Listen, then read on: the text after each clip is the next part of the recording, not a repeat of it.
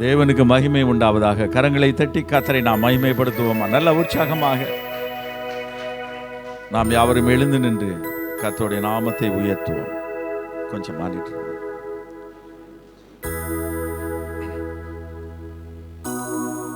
ஹல்லேலூயா, ஹல்லேலூயா, ஹல்லேலூயா. கர்த்தர் நல்லவர், அவர் கிருபை என்றும் உள்ளது. கர்த்தர் நல்லவர், அவர் கிருபை என்றும் உள்ளது. கர்த்தர் நல்லவர். என்னோடு சேர்ந்து சொல்லுங்க, கர்த்தர் நல்லவர், அவர் கிருபை என்றும் உள்ளது. கரங்களை உயர்த்தி கர்த்தர் நல்லவர், அவர் கிருபை என்றும் உள்ளது. ஹல்லேலூயா. எபேசியர் 1:20 முதல் 23 வரை இப்படி சொல்லுகிறது: எல்லா துரைத்தனத்துக்கும் அதிகாரத்துக்கும் வல்லமைக்கும் மகத்துவத்துக்கும் இம்மையில் மாத்திரமல்ல மறுமையிலும் பேர் பெற்றிருக்கும் எல்லா நாமத்திற்கும் மேலாய் அவர் உயர்ந்திருக்கத்தக்கதாக. கரங்களை உயர்த்தி சொல்லுவோமா?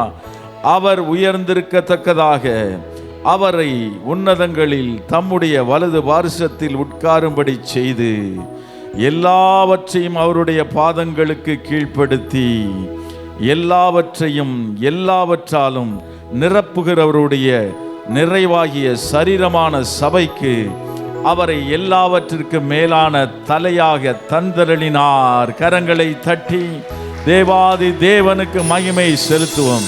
ராஜாதி ராஜாவே, கர்த்தாதி கர்த்தருமாயிருக்கிற இயேசு கிறிஸ்துவுக்கு கரங்களை தட்டி மகிமை செலுத்துவோம். பரிசுத்த ஆவியானவராகிய தேவனுக்கு மகிமை செலுத்த நல்ல உற்சாகமாக எல்லாவற்றிலும் எல்லாமுமாக இருந்தவரே, இருப்பவரே, எல்லாவற்றையும் எல்லாவற்றாலும் நிறைத்தவரே, நிறைப்பவரே, எல்லாவற்றிலும் எல்லாமுமாக இருந்தவரே, இருப்பவரே, எல்லாவற்றையும் எல்லாவற்றாலும் நிறைத்தவரே, நிறைப்பவரே. ஸ்தோத்திரமே, ஸ்தோத்திரமே, மறவாமல் செலுத்துகிறேன். ஸ்தோத்திரமே, ஸ்தோத்திரமே, மறவாமல் செலுத்துகிறேன். உயிர் பிழைத்தேன், உதவி பெற்றேன், உயிருள்ளவரை துதிப்பேன். உயிர் பிழைத்தேன், உதவி பெற்றேன், உயிருள்ளவரை துதிப்பேன்.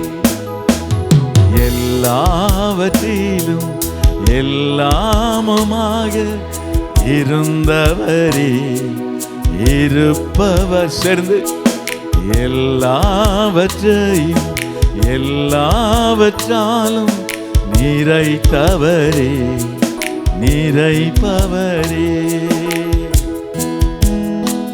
என் தகப்பனே, என் தந்தையே, ஒரு தகப்பனாக இதுவரையிலும் தோளின் மீது சுமந்து வந்தீரே.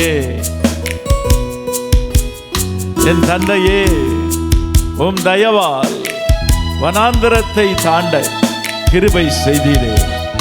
எத்தனையோ போராட்டங்கள், வியாதிகள், சோதனைகள் வந்தபோதும் ஆண்டவரே, உம்முடைய தயவு தலைமுறை தலைமுறையாக தாங்குகின்ற உம்முடைய தயவு, உம்முடைய காருண்யம் எங்களை உயர்த்தினபடியினால் நாங்கள் அமிழ்ந்து போகாதபடி இந்த நாளிலும் இந்த 2026 வருடம் 2வது மாதம் 1ஆம் தேதியிலும் உம்முடைய பரிசுத்த ஆலயமாகிய உம்முடைய சந்நிதியில் வந்து உம்முடைய நுகத்தை நோக்கி பார்க்கும்படியாக, உம்மை தொழுது கொள்ளும்படியாக எங்களுக்கு உதவி செய்தீரே.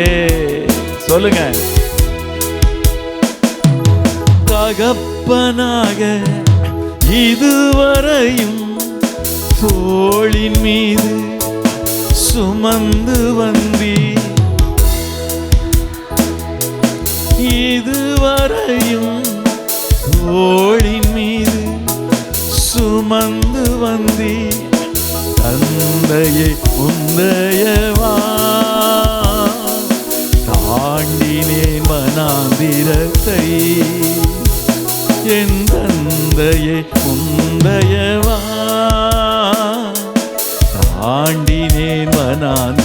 வார்த்தை.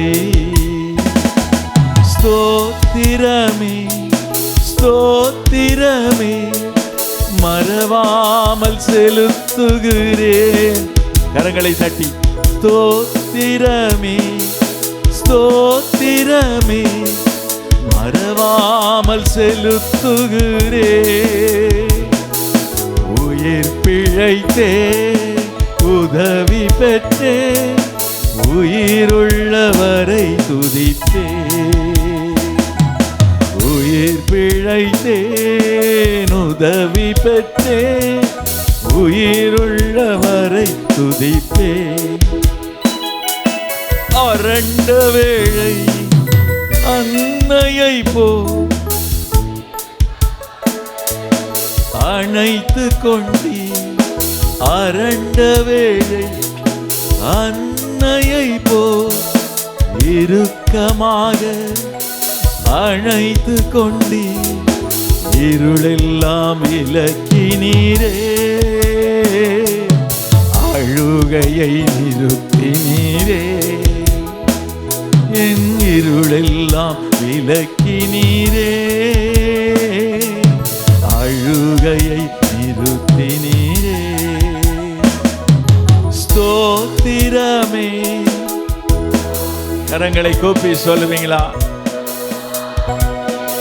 நான் மறவாமல் உம்மை ஸ்தோத்தரிப்பேன். ஸ்தோத்திரமே ஸ்தோத்திரமே மறவாமல் செலுத்துகிறே. உயிர் பிழைத்தே உதவி பெற்றே உயிருள்ளவரை துதிப்பே. உயிர் பிழைத்தேன் உதவி பெற்றே உயிருள்ளவரை துதிப்பே. தனிமையிலே நண்பனை போ நெடுந்தூரமும் நடந்து வந்தீ. தனிமையிலே ஒரு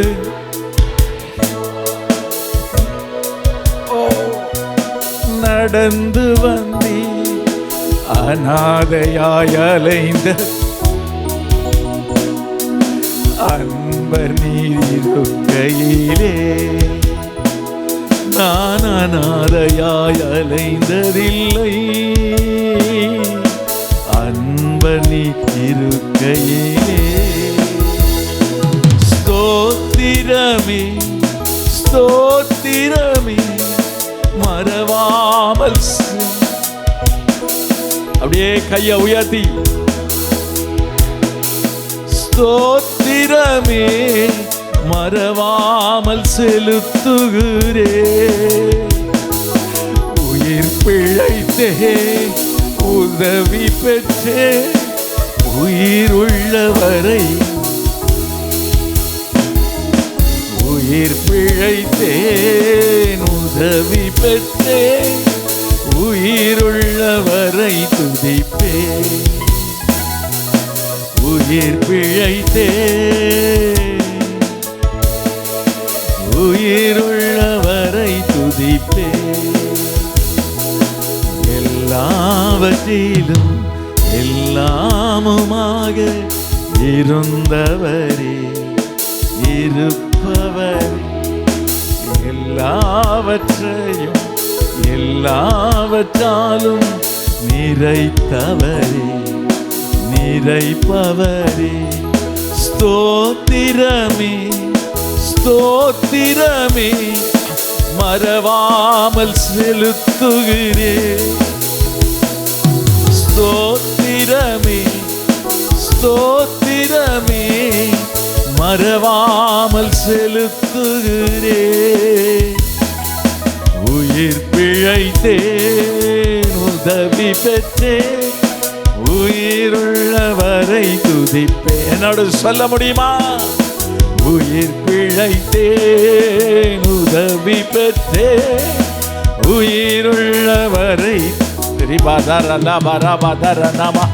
உயிர் பிழைத்தேன் இதரலா பரதுரனமா.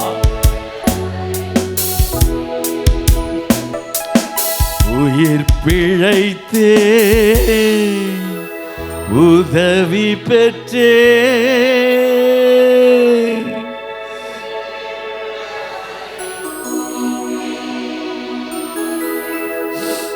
உயிர் பிழைத்தே உதவி உயிர் உள்ளவரை துதிப்பே. சொல்லுங்க. உயிர் பிழைத்தே உதவி பெற்றே என் உயிர் உள்ளவரை துதிப்பே. என் நாவு உம்முடைய நீதியினாலும் நாள்தோறும் உம்முடைய மகத்துவத்தினாலும் எல்லோரும் என்னோடு சேர்ந்து கத்தரை துதிங்க. கத்தரை கண்டடையத்தக்க சமயத்தில் அவரை தேடுங்கள். அவர் சமீபமாயிருக்கையில் அவரை நோக்கி கூப்பிடுங்கள். நல்ல வாய்களை திறந்து கத்தரை ஸ்தோத்தரிப்போம். அந்நிய பாஷையில இதுவே நீங்கள் இளைப்படையத்தக்கவனை இளைப்பாறத்தக்க பண்ணை இளைப்பாறுதல். பரியாச உதடுகளோடும் அந்நிய பாஷையினாலும் என் ஜனத்தோடு பேசுவேன் என்றாரே. இப்பொழுது கர்த்தர் உங்களோடு பேசுகிறார். நீங்கள் வாயை திறந்து பேச பேச அவர் உங்களோடு பேசுகிறார்.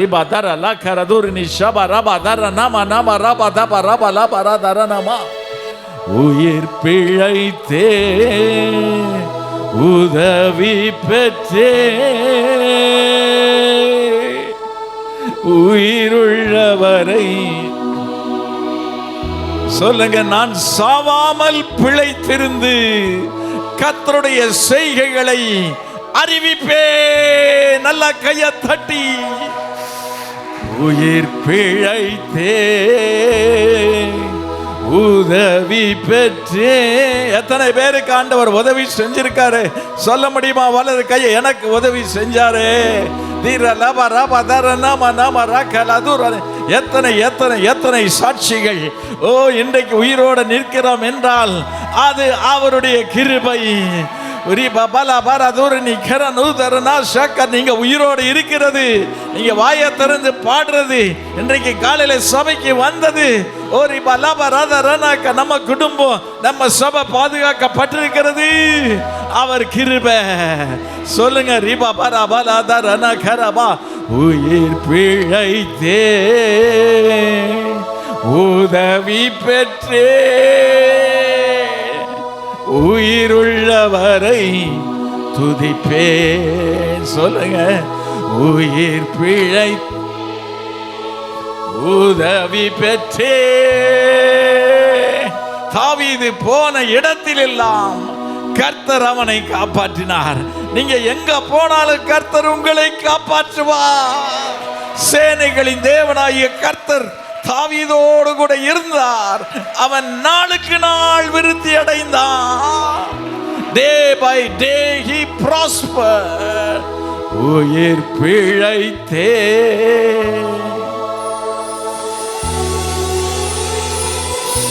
உயிருள்ளவரை துதிப்பே. ஆமாண்டவரே, ஈஸ்வர அவரோடு பேசுங்க.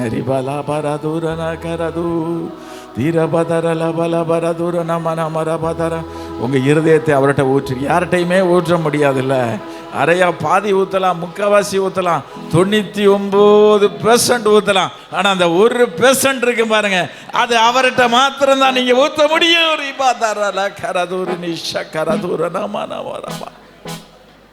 நன்றி பரிசுத்த ஆவியானவரே. பரிசுத்த ஆவியானவர் நம் நடுவிலே உலாவிக் கொண்டிருக்கிறார். நம் நடுவிலே உலாவிக் கொண்டிருக்கிறார். அவர் உங்களை விசாரிக்கிறவரானபடியால் உங்கள் கவலைகளை எல்லாம் அவர் மேல் வைத்து விடுங்கள். கர்த்தர் மேல் உன் பாரத்தை வைத்து விடு. அவர் உன்னை ஆதரிப்பார். நீதிமானை ஒருபோதும் தள்ளாட ஒட்டார். கைகளை தட்டி. உயிர் பிழைத்தே உதவி பெற்றே உயிருள்ளவரை துதிப்பே. இயேசு கிறிஸ்துவின் நாமத்தில் மகிமை செலுத்துகிறோம் பிதாவே, ஆமென். நாம் உட்காரலாம். ஹல்லேலூயா. சந்தோஷமா இருக்கீங்களா? ஆமென். ஹல்லேலூயா. நல்லா பக்கத்துல கை கொடுத்து சொல்லுங்க, கர்த்தர் நல்லவர். ஆமென். சந்தோஷமா இருங்கன்னு சொல்லுங்க. Be happy. ஆமென். ஹல்லேலூயா. நாம் ஏன் கவலைப்பட வேண்டும்? நமக்காக, நாம் உயிர் பிழைக்கும்படியாக நமக்காக உயிரை கொடுத்த ஆண்டவர் உயிரோடு இருக்கிறார். அவர் நம்மை, வேதம் சொல்லுகிறது, கர்த்தர் நீதிமான்களின் வழியை அறிந்திருக்கிறார். He knows the ways of the righteous. யார் நீதிமான்கள்? இயேசுவின் இரத்தத்தால் கழுவப்பட்ட, பக்கத்தில் சொல், நீங்க தான், நான் தான் நீதிமான். ஆமென். அப்படின்னா நம்ம வழியை அவர் அறிந்திருக்கிறார். He knows our ways. நம்ம வழியை அறிந்திருக்கிறார்னா நம்ம இப்போ எந்த இடத்துல நின்றுட்டு இருக்கோம்? இங்கேருந்து ஒருவேளை வட இந்தியாவுக்கு புனேன்ற ஒரு ஊருக்கு போகிறோன்னா, அப்படியே பாத யாத்திரையாக போகிறோம் அப்படின்னா கூட நாம் போகிற வழி எங்கே நின்றுட்டுருக்கோம் என்பதை அவர் அறிவார். நம்ம எங்கே போக வேண்டும் என்பதையும் அவர் அறிவார். ஏனென்றால் அவரே நம்மோடு கூட இருந்து நம்மை நடத்துகிறார். எத்தனை பேரை கர்த்தர் நடத்துகிறாரு? இந்த தேவன் என்றென்றைக்கும் உள்ள சதா காலங்களிலும் யாருடைய தேவன்? நம்முடைய தேவன். அவர் என்னுடைய தேவன். அவர் எதுவரைக்கும் நம்மை நடத்துவார்? மரண பரியந்தம் நம்மை நடத்துவார். கைகளை தட்டி, இஸ்ரவேலின் நாதனாக வாழும் ஏக தெய்வம். அப்படித்தான் இஸ்ரவேல் ஜனங்களை 40 வருடங்கள் வனாந்தரத்தில் நடத்தினார். அவர்களுடைய வஸ்திரங்கள் பழையதாய் போகவில்லை, அவர்கள் கால்கள் விழுங்கவில்லை, அவர்களுக்கு ஒன்றும் குறைவுபடவில்லை.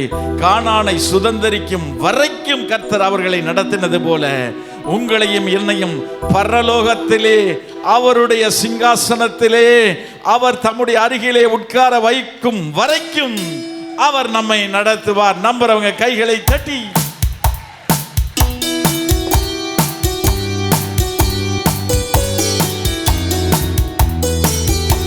மகிமை, we give you glory.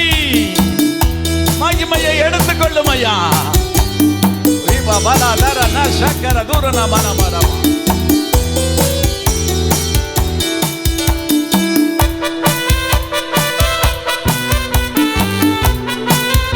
நல்லா கையை தட்டி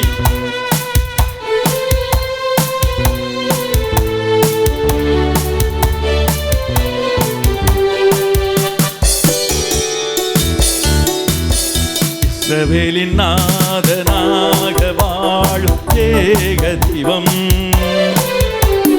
வழியும் சத்தியம் ஜீவனான தெய்வம், மீட்பராக பூமியில் பிறந்தார் தேவ மைந்தன்,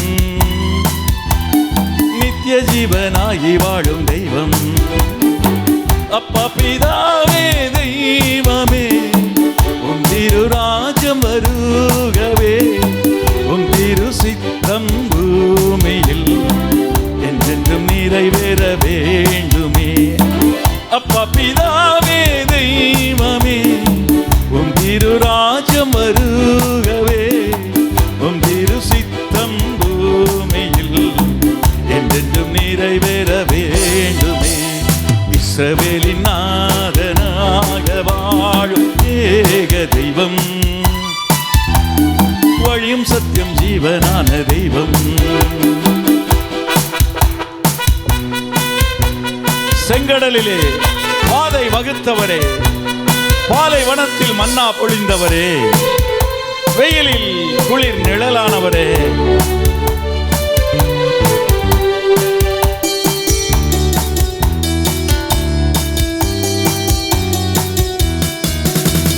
செங்கடலில் நீர் அன்று பாதை வகுத்தி, பாலைவனத்தில் அன்று மன்னா பொழிந்தி, கொடுமையிலில் மேக குளிராயி, இருளில் அன்பின் தீபமா, சீனாய் மலையின் மேலே நீதியின் கட்டளை எடு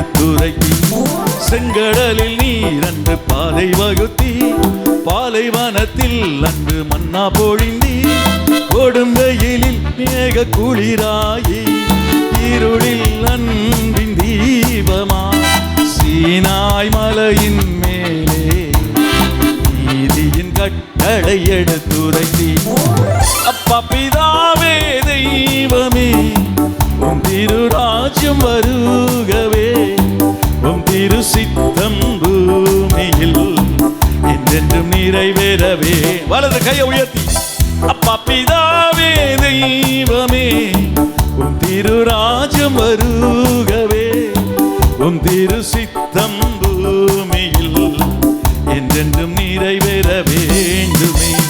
இஸ்ரவேலின் நாதனாக வாழும் ஏக தெய்வம், வழியும் சத்தியம் ஜீவனான தெய்வம், மீட்பராக பூமியில் பிறந்த தேவ மைந்தன், நித்திய ஜீவனாகி வாழும் தெய்வம். அப்பா பிதாவே தெய்வமே, உம் திருராஜ்யம் வருகவே, உம் திரு சித்தம் பூமியில் என்றென்றும் நிறைவேற வேண்டுமே. அப்பா பிதாவே தெய்வமே, உம் திருராஜ்யம், உம் திரு சித்தம் பூமியில் என்றென்றும் நிறைவேற வேண்டுமே. சொல்லுங்க அப்பா. பரலோகத்தில் ஆண்டவர் எப்படிதான் ஜெபம் பண்ண நமக்கு சொல்லி கொடுத்தாரு. பரலோகத்தில் உம்முடைய சித்தம் நடப்பது போல இந்த பூமியிலும் உம்முடைய சித்தம் நடப்பதாக. அப்படின்னா நம்முடைய வாழ்க்கையிலும் ஆண்டவருடைய சித்தம் நடக்கணும். நம்முடைய குடும்பத்திலும் நம்முடைய எதிர்காலத்திலும் எல்லாத்திலையும் ஆண்டவருடைய சித்தம் நடக்கணும். என்னை நோக்கி கர்த்தாவே கர்த்தாவேன்னு கூப்பிடுறோம் இல்லை, என் பிதாவினுடைய சித்தத்தின்படி செய்கிறவனே பரலோகத்தில் பிரவேசிப்பான். ஹல்லேலூயா. ஒருவேளை நம்ம என்ன யோசிக்கலாம், நம்ம போற வழி கரெக்டா, நம்ம எடுத்திருக்கிற பாதை கிறிஸ்துவுக்குள்ளாக நம்ம வந்து விட்டோம், நம்ம தெரிந்திருக்கிற பாதை கரெக்டான ரூட்ல தான் போயிட்டு இருக்கோமான்னு ஒருவேளை பல கேள்விகள் நம்முடைய உள்ளத்தில் வரலாம். ஆனால் நீங்கள் பரிசுத்தமாய் வாழும்போது நீங்கள் செய்கிற எந்த காரியமாக இருந்தாலும் கர்த்தருடைய ஆசீர்வாதம் அதில் இருக்கிறதை நீங்கள் பார்ப்பீர்கள். உங்கள் மூலமாக ஜாதிகள் ஆண்டவருக்குள் வருவார்கள். ஹல்லேலூயா. நீங்கள் கை வச்சு செய்கிற வேலை ஆசீர்வதிக்கப்படும். கர்த்தர் உங்களோடு இருந்து நடத்துவதை நீங்கள் உணருவீர்கள். அப்போ நீங்கள் உணர்ந்து கொள்ளலாம், நம்ம ஒரு சமாதானம் இருக்கும் பாருங்க, அப்போ நாம் உணர்ந்து கொள்ளலாம், நான் ஆண்டவருடைய சித்தத்தின் மத்தியில் தான் இருக்கிறேன். எத்தனை பேர் கரங்களை தட்டி கர்த்தரை மகிமைப்படுத்த முடியும்? இந்த உலகத்திலேயே ஆபத்தான பகுதி எது தெரியுமா? ஆபத்தான இடம், அபாயகரமான இடம் எது தெரியுமா? உயர்ந்த மலையா, இல்லை மிக தாழ்வான பள்ளத்தாக்கா, தனிமையான தீவா, காட்டு மிருகங்கள் நிறைந்த இடமா, அடர்ந்த கானகமா? இல்லை இல்லை. எது தெரியுமா? ஆண்டவர் நம்மோடு இல்லாத இடம்தான் ஆபத்தான இடம். நான் மரண இருளின் பள்ளத்தாக்கில் கூட நடக்கலாம், ஆனால் தேவரீர் என்னோடு கூட இருக்கும்போது நான் பயப்பட மாட்டேன். ஹல்லேலூயா. அது ஆபத்தான இடம் இல்லை. யாராலும் பாதிக்கப்படாத ஒரு சொகுசான ஒரு இடத்துல கூட நாம இருக்கலாம். ஆனா அங்க ஆண்டவர் இல்லைன்னா, என் கூட ஆண்டவர் இல்லைன்னா அதுதான் ஆபத்தான இடம். பக்கத்துல கேட்குறீங்க, ஆண்டவர் உங்க கூட இருக்கிறாரா? இருக்கிறாரு. அவர் கூட இருக்கிறதுனால தான் நாம இங்க இருக்கிறோம். தேவரே என்னோடு கூட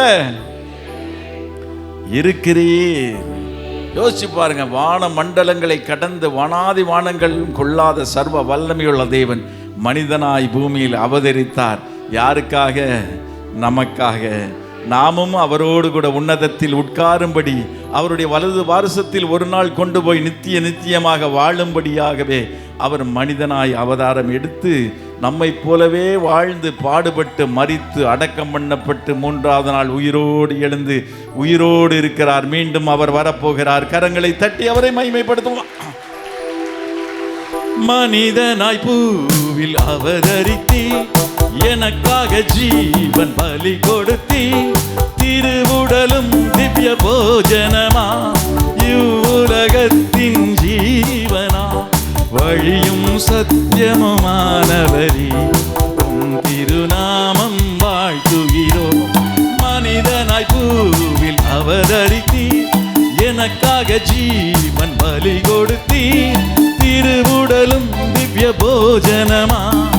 இவ்வுலகத்தின் ஜீவனா வழியும் சத்தியமுமானவரே உம் திருநாமம் வாழ்த்துகிறோம். அப்பா பிதாவே தெய்வமே உம் திரு ராஜ்யம் வருகவே உம் திரு சித்தம்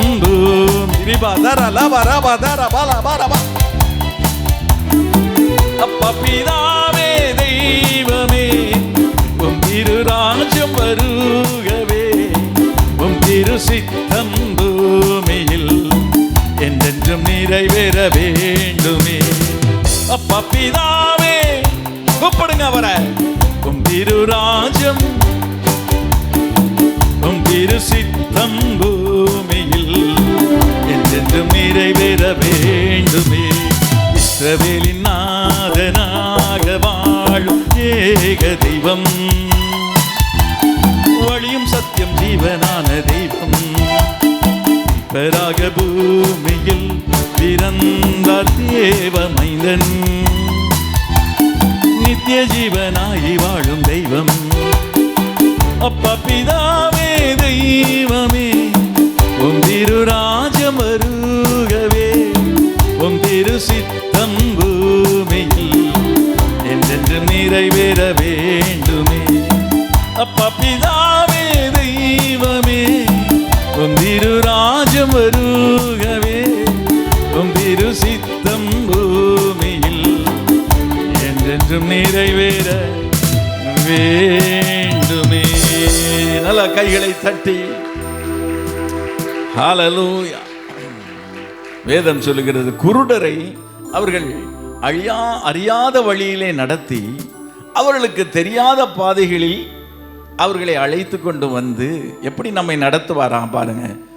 அவர்கள் குருடரை அவர்கள் அறியாத வழிகளிலே நடத்தி அவர்களுக்கு தெரியாத பாதைகளிலே அவர்களை அழைத்து கொண்டு வந்து அவர்களுக்கு முன்பாக இருளை வெளிச்சமாக்கி கோணலை செவ்வையாக்கி இப்படி நான் அவர்களுக்கு செய்து அவர்களை என்ன செய்ய மாட்டார், கைவிடாதிருப்பேன். அடுத்த வசனம் சொல்லுகிறது, என் தாசனை அல்லாமல் குருடன் யார்? நாமெல்லாம் எப்படி இருக்கிறோம்?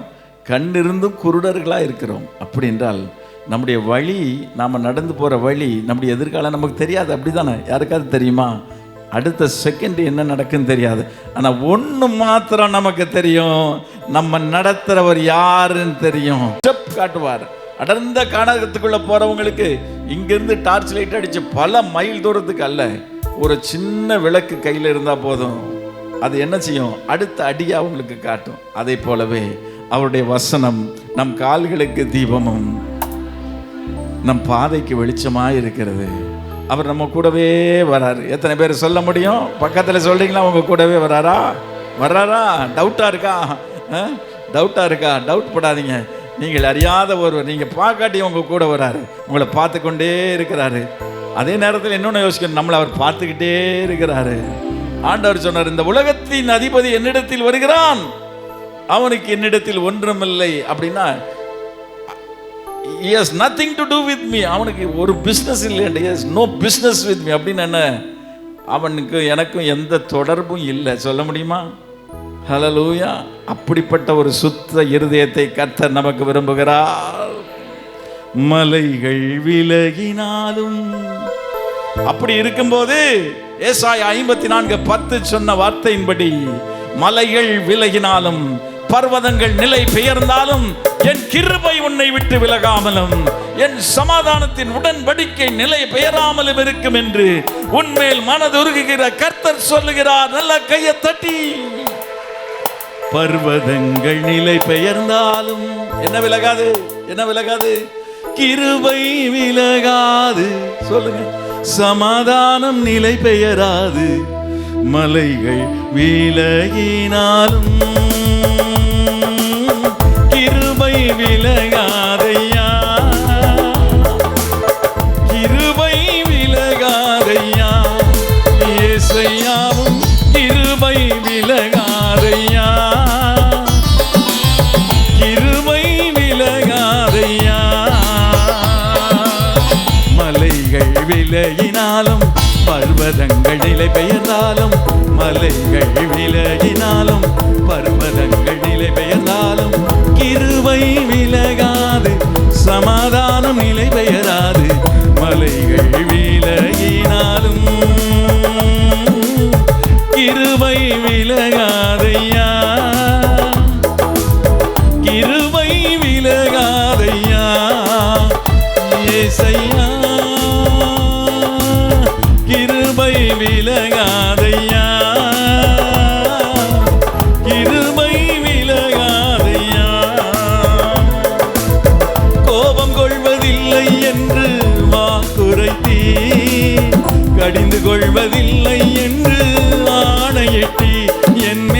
கோபம் கொள்வதில்லை என்று வாக்குரைத்தீர்.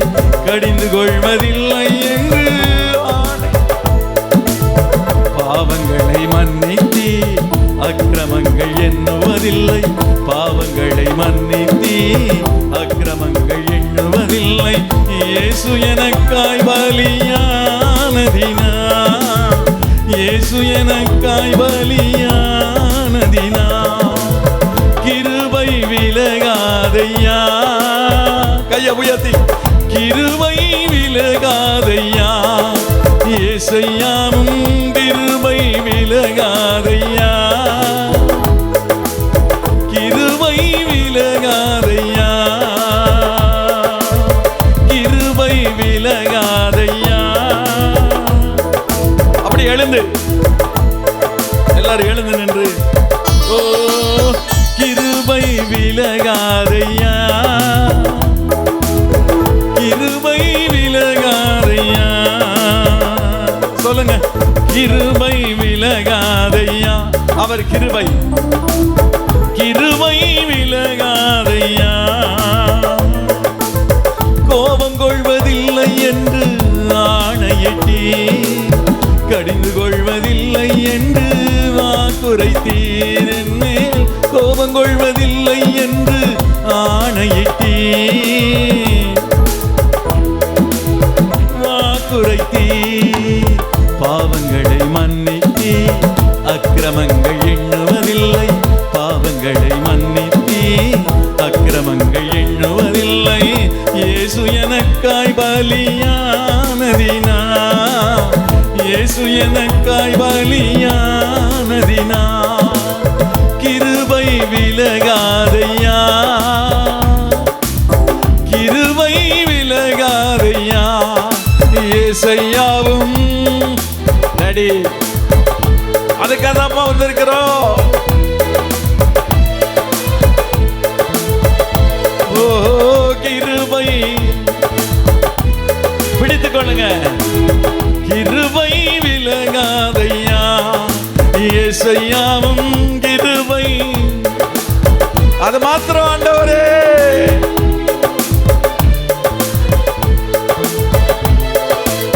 கிருபை விலகாதையா. கிருபை விலகாதையா. கிருபை விலகாதையா. கிருபை விலகாதையா. நீதியினால் நான் ஸ்திரப்படுவேன். கொடுமைக்கு நான் தூரமாவேன்.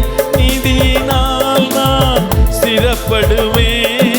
சொல்லுங்க கொடுமைக்கு நான் தூரமாவேன். பயமில்லாதிருப்பேன். தீயிலுக்கு தூரமாவேன். பயமில்லாதிருப்பேன். தீயிலுக்கு தூரமாவேன். எதுவும் என்னை அணுகுவதில்லை. எதுவும் என்னை அணுகுவதில்லை.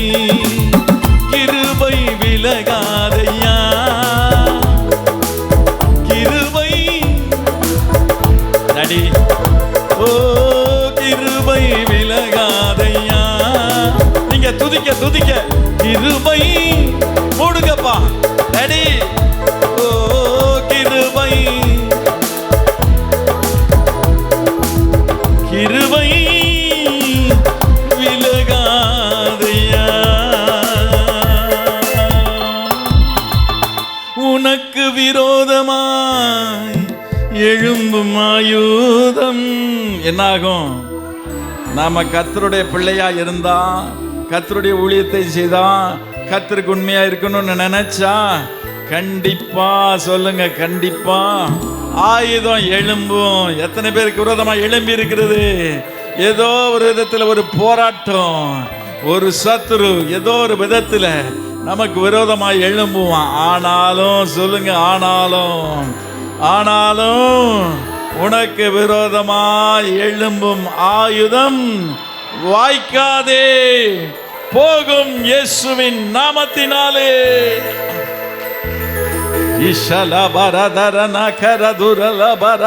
உனக்கு விரோதமாய் எழும்பும் ஆயுதம் என்னாகும்?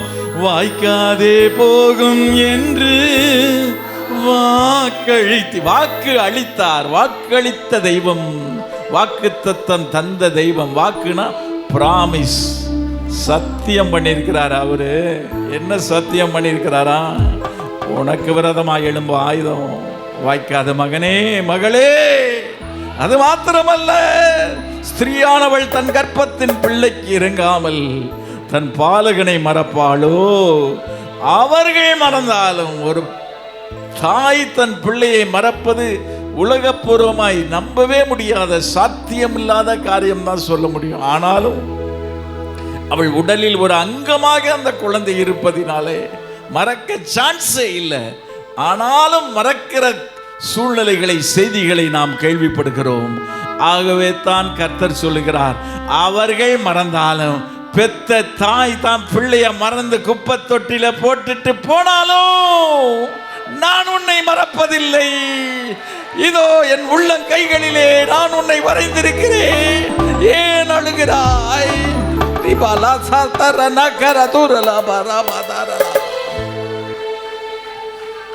உனக்கு விரோதமாய் எழும்பும் ஆயுதம், சொல்லுங்க, வாய்க்காதே போகும் என்று வாக்குரைத்தீ. உனக்கு விரோதமாய் எழும்பும் ஆயுதம் வாய்க்காதே போகும் என்று வாக்குரைத்தீ.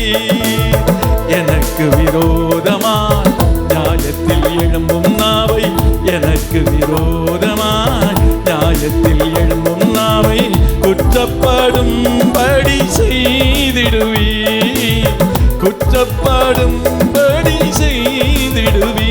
சொல்லுங்க, கிருபை விலகாதையா. கிருபை இன்றைக்கு டுடே உங்களை புதிய கிருபையினால் நிரப்புகிறார். நான் நம்புகிறேன்.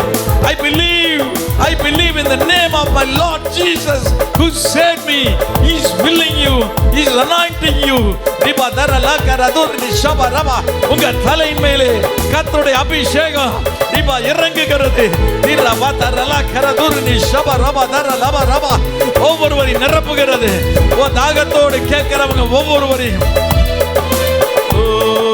இயேசுவும் கிருபை விலகாதையா, கிருபை விலகாதையா. இயேசுவும் கிருபை பலதர கிருபை, ஓ கிருபை விலகாதையா, கிருபை விலகாதையா, கிருபை விலகாதையா, கிருபை. அது ஏன் விலக போகுது? தாவீதுக்கு அருளின நிச்சயமான கிருபைகளை உங்களுக்கு நித்திய உடன்படிக்கையாக ஏற்படுத்தினார். தாவீதுடைய வீட்டை விட்டு கர்த்தருடைய கிருபை விலகவே இல்லை. சகலதுரி சரணம். உங்க வீட்டை விட்டும் அவர் கிருபை விலகாது. கிருபை விலகாதையா, கிருபை.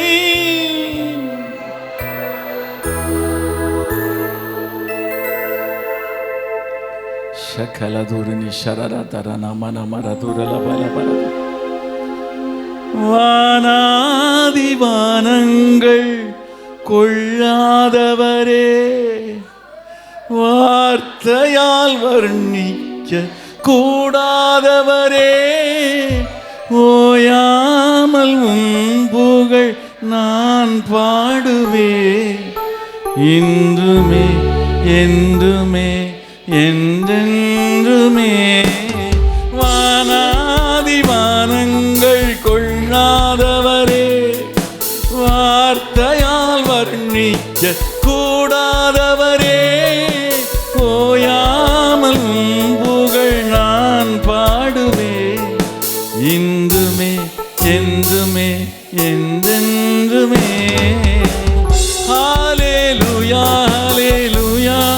கையாசஜி. ஹalleluya ஹalleluya ஆமென். ஹalleluya ஹalleluya ஆமென். ஹalleluya ஹalleluya ஆமென். பரலோக கவனத்தை ஈர்க்க வேண்டுமே, அப்பாவும் கண்களில் கிருபை வேண்டுமே, எப்போதும் என் அருகே நீர் வேண்டுமே. நீர் வேண்டும் நீர் வேண்டும் நீர் வேண்டுமே, பரலோக கவனத்தை ஈர்க்க வேண்டுமே, அப்பாவும் கண்களில் கிருபை வேண்டுமே, எப்போதும் என் அருகே நீர் வேண்டுமே. நீர் வேண்டும் நீர் வேண்டும் நீர் வேண்டுமே. ஹalleluya ஹalleluya ஆமென். ஹalleluya ஹalleluya ஆமென். ஹalleluya ஹalleluya ஆமென். ஹalleluya ஹalleluya ஆமென். ஆமாண்டவரே, உலகத்தின் கவனத்தை ஈர்க்கல்லப்பா, உம்முடைய கவனத்தை ஈர்க்கும்படி நாங்கள் வாழ எங்களுக்கு அருள் செய்வீராக.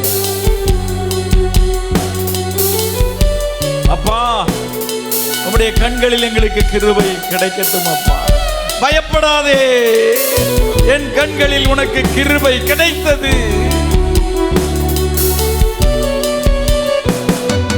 பரலோக கவனத்தை ஈர்க்க வேண்டுமே, அப்பாவும் கண்களில் கிருபை வேண்டுமே, எப்போதும் என் அருகே நீர் வேண்டுமே. நீர் வேண்டும் நீர் வேண்டும் நீர் வேண்டுமே. ஹalleluya ஹalleluya. நல்ல ரெண்டு கையை உயர்த்தி உங்களால முடிஞ்ச அளவுக்கு கர்த்தரை ஆராதிப்போமா? ஹalleluya ஹalleluya ஆமென். ஹalleluya ஹalleluya ஆமென். விலகாத பிரியாத உம் சமூகமே, அதுதானே நிரந்தர சுதந்திரமே. வேறொன்றும் வேண்டாம், நீர் போதுமே. நீர் போதும் நீர் போதும் நீர் போதுமே. விலகாத பிரியாத உம் சமூகமே, அதுதானே நிரந்தர சுதந்திரமே. வேறொன்றும் வேண்டாம், நீர் போதுமே. நீர் போதும் நீர் போதும் நீர் போதுமே. ஹalleluya ஹalleluya ஆமென். ஹalleluya. அல்லாஹ் கை அசைச்சி ஹalleluya ஹalleluya ஆமென். ஹalleluya ஹalleluya ஆமென். வானாதி வானங்கள் கொள்ளாதவரே, வார்த்தையால் வர்ணிக்க கூடாதவரே, ஓயாமல் உம் புகழ் நான் பாடுவேன். இன்றுமே என்றுமே என்றென்றுமே, இன்றுமே என்றுமே என்றென்றுமே. கைகளை உயர்த்தி அவருக்கு மகிமை செலுத்துங்க. சொல்லுங்க, மகிமை ஆண்டவரே.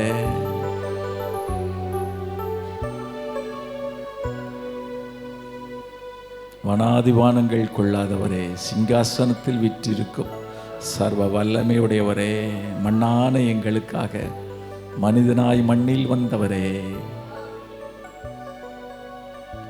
எங்களை மீட்டவரே, நாங்களும் ஒரு நாள் உம்முடைய சந்நிதியில் வந்து என்றென்றும் மூடி இருக்கும்படி, உம்மை ஆராதித்துக் கொண்டே இருக்கும்படி, உம்முடைய சமூகத்தில் நித்தியமாய் வாழும்படியான கிருபைகளை எங்கள் ஒவ்வொருவருக்கும் தருவீராக. இயேசுவின் நாமத்தில் துதி கன மகிமை உமக்கு செலுத்துகிறோம் ஜீவனுள்ள பிதாவே, ஆமென். நாம் உட்காரலாம். ஸ்தோத்திரம். தேவனுடைய வார்த்தைக்கு நேராக நம்ம போவோம். எரேமியா தீர்க்கதரிசியின் புத்தகம் 31ஆம் அதிகாரம் 14ஆம் வசனம். எரேமியா 31:14. எல்லாரும் எடுத்துக்கோங்க. எரேமியா தீர்க்கதரிசியின் புத்தகம் 31ஆம் அதிகாரம் 14ஆம் வசனம். எல்லாரும் சேர்ந்து வாசிப்போமா? எல்லாரும் சேர்ந்து சத்தமாக வாசிப்போம். ஆசாரியர்களின் ஆத்துமாவை கொழுமைகளினாலும் பூரிப்பாக்குவேன், என் ஜனங்கள் நான் அளிக்கும் நன்மையினால் திருப்தியாவார்கள் என்று கர்த்தர் சொல்லுகிறார். ஆமென். அல்லேலூயா. இந்த வருஷத்தில் தேவன் நமக்கு கொடுத்த வாக்குத்தத்தம், கர்த்தர் நன்மையானதை தருவார். கர்த்தர் எதை தருவார்? ஆமென். ஆண்டவர் என்னென்ன நன்மையை தருவார்? முதல் நன்மை என்ன நன்மை? ஆலயத்தின் நன்மை. ஆலயத்தின் நன்மைனா கர்த்தருடைய ஆலயத்தில் நாட்டப்பட்டவர்கள் பிரகாரங்கள் எப்படி இருப்பாங்க? செழித்திருப்பாங்க. ஆலயத்தின் நன்மை ஆண்டவர் தருவார். ஆலயத்தின் சம்பூர்ணத்தினா உங்களை திருப்தி அடைய பண்ணுவார். ஆலயத்தின் நன்மை என்னச்சுன்னா, ஆண்டவரை ஆராதிக்கிற பிள்ளைகளுக்கு ஆலயத்தின் நிமித்தம் என்னச்சுன்னா ஆசீர்வாதத்தை நிறைவாய் தருவார். ரெண்டாவது நன்மை என்னச்சுன்னா தேசத்தின் நன்மை. என்ன நன்மை? தேசத்தின் நன்மை என்பது உங்கள் கையின் கிரியைகளை ஆசீர்வதிப்பார். தேசத்தினுடைய பலனை நீங்கள் அனுபவிப்பீங்க. அதோடு கூட ஆண்டவருக்கு மகிமை உண்டாதாக உங்கள் சந்ததிகள் இந்த தேசத்தில் ஆசீர்வாதமாக இருக்க கர்த்தர் என்னச்சுன்னா உங்களுக்கு உதவி செய்வார். மூன்றாவது என்னச்சுன்னா சீயோனின் நன்மை. சீயோனின் நன்மை அப்படின்னு சொன்னால் உடைக்கப்பட்டது, நொறுக்கப்பட்டது, ஸ்தோத்திரம், அது எல்லாம் என்னச்சுன்னா ஸ்தோத்திரம், முறிந்து போய் கிடந்ததை மறுபடியும் ஆண்டவர் எடுத்து கட்டி அதை ஸ்திரப்படுத்தி ஸ்திரப்படுத்தி உறுதிப்படுத்துகிற தேவன். இந்த வருஷத்தில் கர்த்தர் என்னச்சுன்னா சீயோன்னு இருக்கிற நம்முடைய வாழ்க்கை என்னச்சுன்னா ஸ்தோத்திரம், எங்கெங்க எந்தெந்த காரியம் புரோக்கனாக இருந்ததோ, எங்கெல்லாம் முறிக்கப்பட்டு கிடந்தோமோ, எங்கெல்லாம் என்னச்சுன்னா ஸ்தோத்திரம் தள்ளப்பட்டு ஒதுக்கப்பட்டு உடைக்கப்பட்டு கிடந்தோமோ, அந்த இடத்துல கர்த்தர் நம்மை மறுபடியும் நிலைநிறுத்தி ஸ்திரப்படுத்தி ஆசீர்வாதமாய் நடத்துவார். ஆமென். நான்காவது ஆசீர்வாதம், கர்த்தருக்கு மகிமை உண்டாவதாக, நீ துன்பத்தை கண்ட வருஷத்துக்கும் இல்லை சிறுமைப்படுத்தப்பட்ட வருஷத்துக்கும் ஈடாக கர்த்தர் நன்மையானதை தருவார். இந்த எத்தனை வருஷங்கள் உங்கள் வாழ்க்கையில் துன்பத்தை அனுபவித்தீங்களோ, வேதனை அனுபவித்தீங்களோ, சிறுமை அனுபவித்தீங்களோ, அதற்கு தக்க நன்மையை இந்த ஆண்டில் கர்த்தர் தருவார். ஸ்தோத்திரம். ஐந்தாவது நன்மை ஸ்தோத்திரம், ஆவிக்குரிய நன்மை. அல்லேலூயா. இந்த வருஷத்தில் ஆவியினால் என்ன நிரப்பப்படுகிற அனுபவம், ஆவியின் வரங்கள் செயல்படுகிற அனுபவம், ஸ்தோத்திரம், ஆவிக்குள்ளாய் கலிகூறுகிற, சந்தோஷப்படுகிற, ஆவியினால் தேற்றப்படுகிற, ஆவியினால் நடத்தப்படுகிற ஒரு அனுபவத்தை கர்த்தர் இந்த வருஷத்தில் தந்து நடத்துவார். ஆறாவது நன்மை தேவ கரத்தின் நன்மை. அல்லேலூயா. அந்த தேவ கரத்தின் நன்மை என்பது என்ன? என்னால் முடியாததையும் என் எண்ணத்திற்கு அப்பாற்பட்டதையும் என் ஆண்டவர் என் கூட இருப்பதினால, அவருடைய கரம் என் மேல் இருப்பதினால அதை செய்து முடிக்க கர்த்தர் கிருபையை தருவார். ஆமென். அந்த கரத்தினுடைய காரியம் என்ன? ஸ்தோத்திரம், செய்ய முடியாதபடி தடையா இருக்கிற தடையை கர்த்தர் மாற்றுவார். செய்ய முடியாதபடி போராட்டமா இருக்கிற சத்துருக்களை கர்த்தர் விளக்குவார். செய்யத்தக்கதான அனுகூலமான வாசலை கர்த்தர் திறப்பார். செய்வதற்கு ஏதுவான பக்கபலமா இருக்கிற ஆட்களையும் கர்த்தர் நமக்கு தந்து காரியத்தை வாய்க்க பண்ணுவார். அதான் தேவ கரத்தின் நன்மை. ஏழாவது நன்மை, எந்தெந்த காரியம் உங்க வாழ்க்கையில தீமையாய் வந்ததோ, கடந்த வருஷங்கள் முழுவதும், கடந்த ஆண்டுகள் முழுவதும் எத்தனை தீமையான காரியத்தை நீங்கள் கண்டீர்களோ, அந்த தீமை எல்லாம் உங்களுக்கு நன்மையாய் முடியும். அல்லேலூயா சொல்லுங்க. அல்லேலூயா. அந்த தீமை, நீங்கள் எனக்கு தீமை செய்தீர்கள், கர்த்தர் அதை எப்படி முடிய பண்ணினா?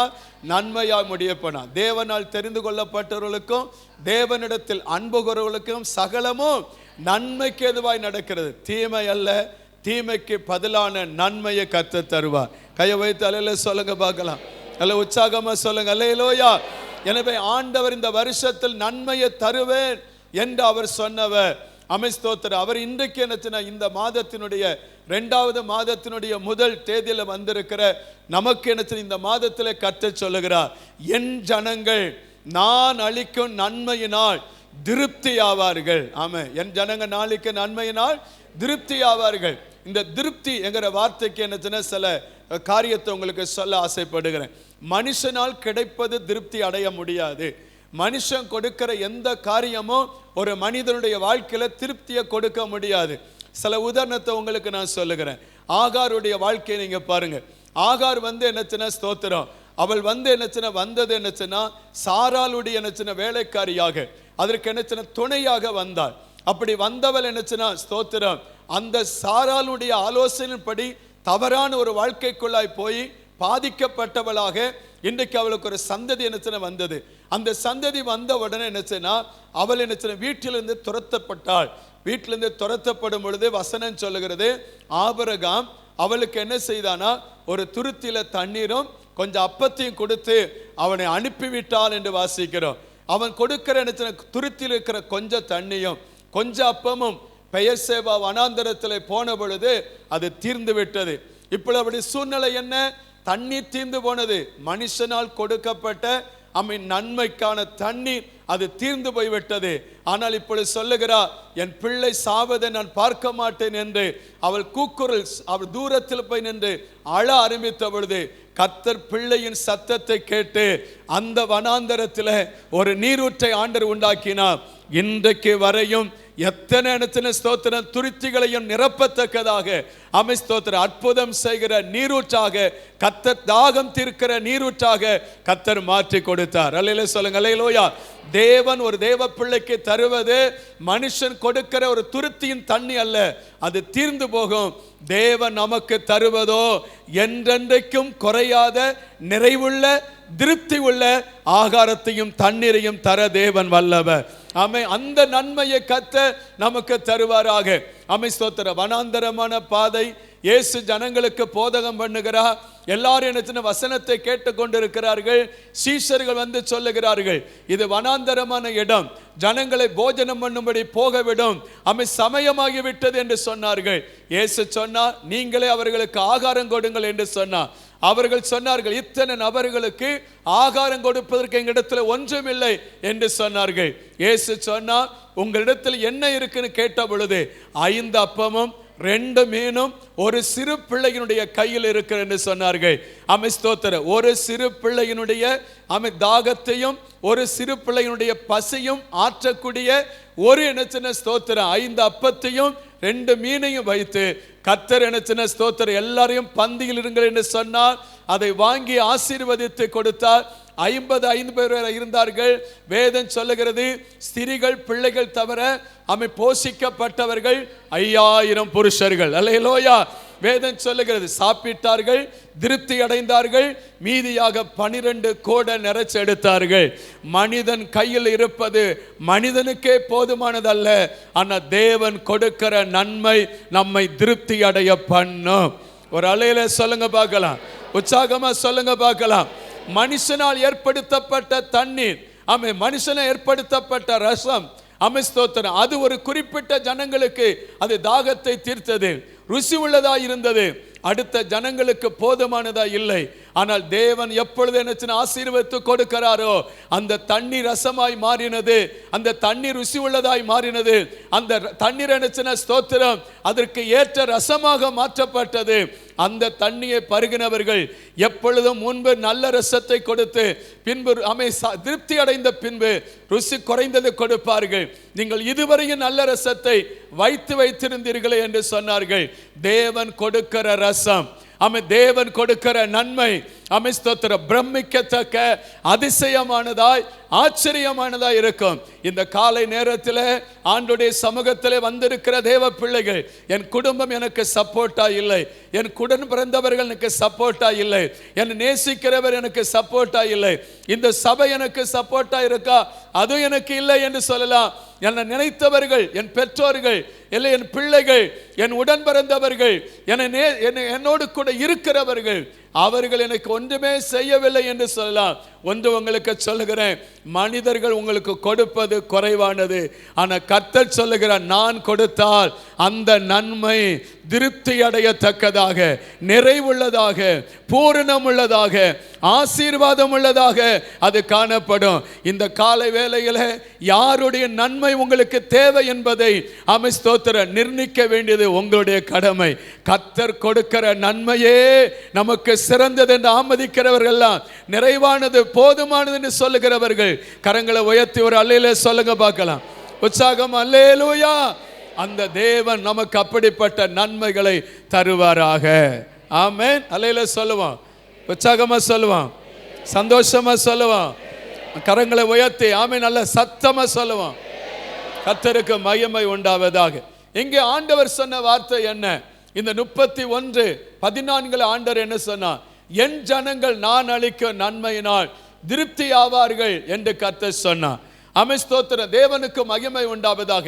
இஸ்ரவேல் ஜனங்கள் அடிமையாக 430 ஆண்டுகள் என்னச்சுன்னா எகிப்தில் இருந்தார்கள். அதற்கு பின்பாக இஸ்ரேல் ஜனங்கள் என்னச்சுன்னா 70 ஆண்டுகள் சிறையிருப்புக்கு போனார்கள். அதிலிருந்து என்ன விடுவிக்கப்பட்ட ஜனங்கள் 70 ஆண்டுகள் சிறையிருப்புக்குள்ளாக தள்ளப்பட்டார்கள். எனவே தீர்க்கதரிசிகளை இடையில எழும்பி அவர்களுக்கு தீர்க்கதரிசனம் சொல்லி அவர்கள் கழுத்தில் என்ன செய்ய ஸ்தோத்திரம் மரத்தினால் உண்டான என்ன செய்ய நுகத்தடியை போட்டு அதை உடைத்து உங்கள் வாழ்க்கை இருக்கிற நுகம் இப்படி முறிக்கப்படும் என்று சொன்னார்கள். ஆனால் ஆண்டவர் எரேமியா தீர்க்கதரிசிக்கு சொன்னார், நான் குறித்திருக்கிற 70 ஆண்டுகள் அவர்கள் என்ன செய்ய 70 ஆண்டுகள் என்ன செய்ய நுகத்தில் இருப்பார்கள். அவர்கள் என்ன செய்ய சிறையிருப்பில் என்ன செய்ய 70 ஆண்டுகள் காணப்படும். நான் குறித்திருக்கிற நாள் வரையும் அந்த நாளை யாரும் மாற்ற முடியாது.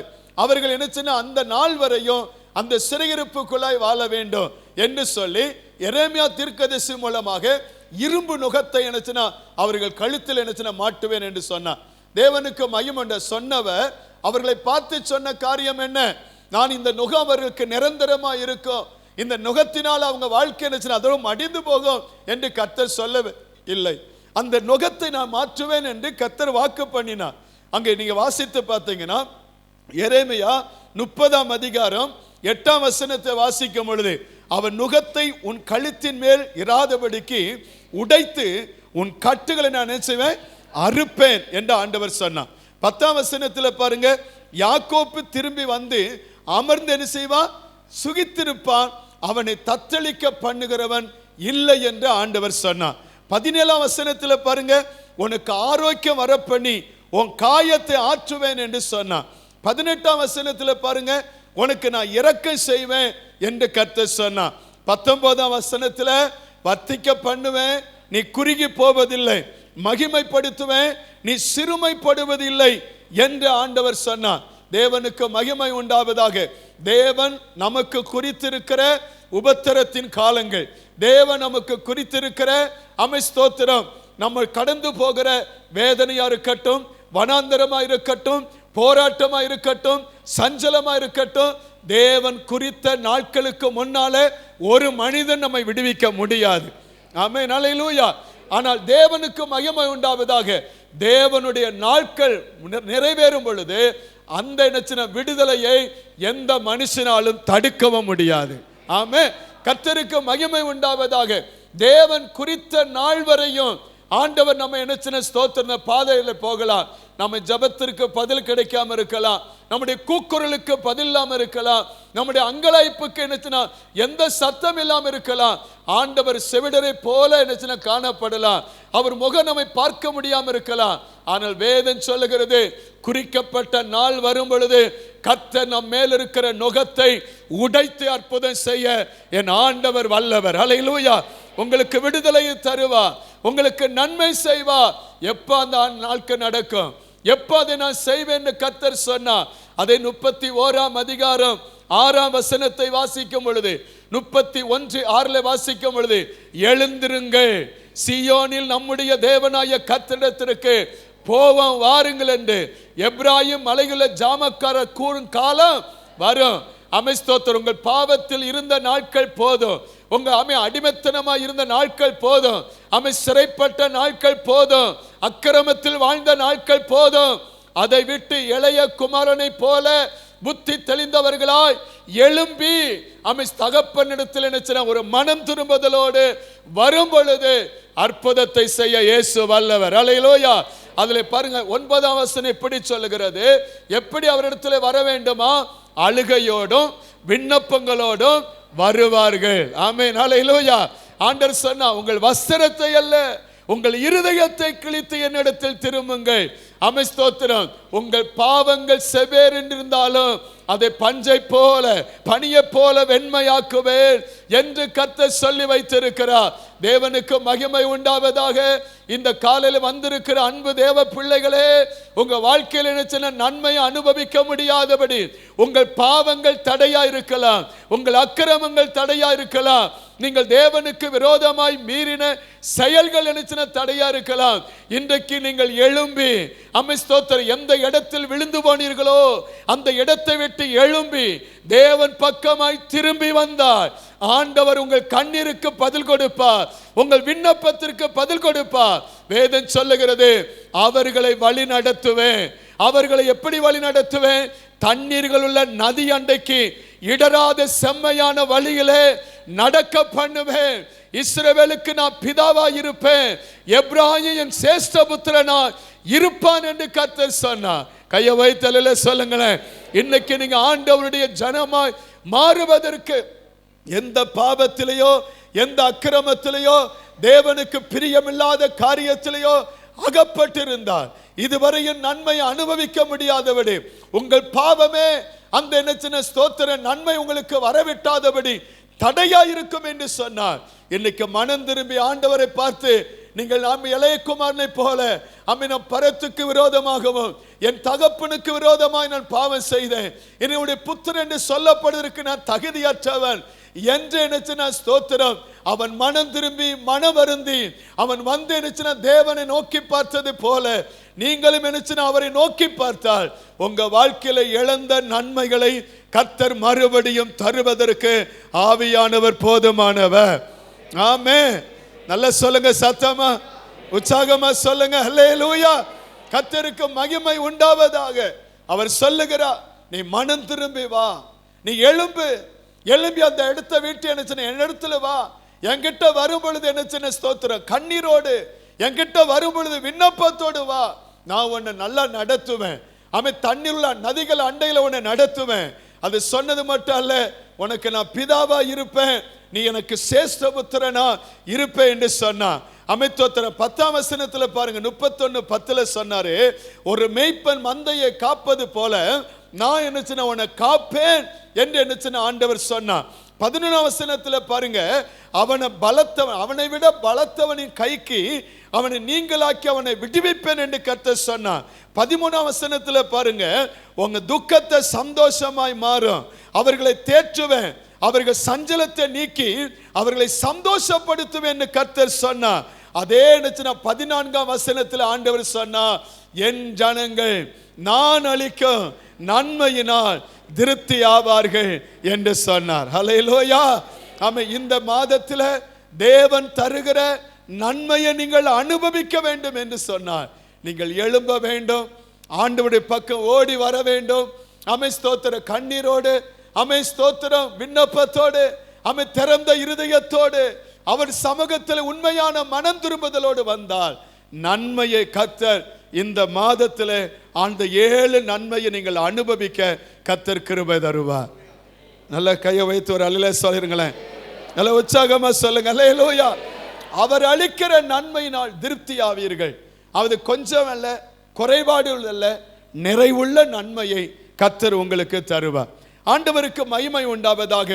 அதில் சொல்லப்பட்ட வார்த்தை, யாருக்கு இந்த நன்மையை நான் தருவேன், யாருக்கோ ஒருவருக்கு கொடுப்பேன்னு சொல்லல, என் ஜனங்கள் நான் அளிக்கும் நன்மையினால் திருப்தி ஆவார்கள். அல்லேலூயா.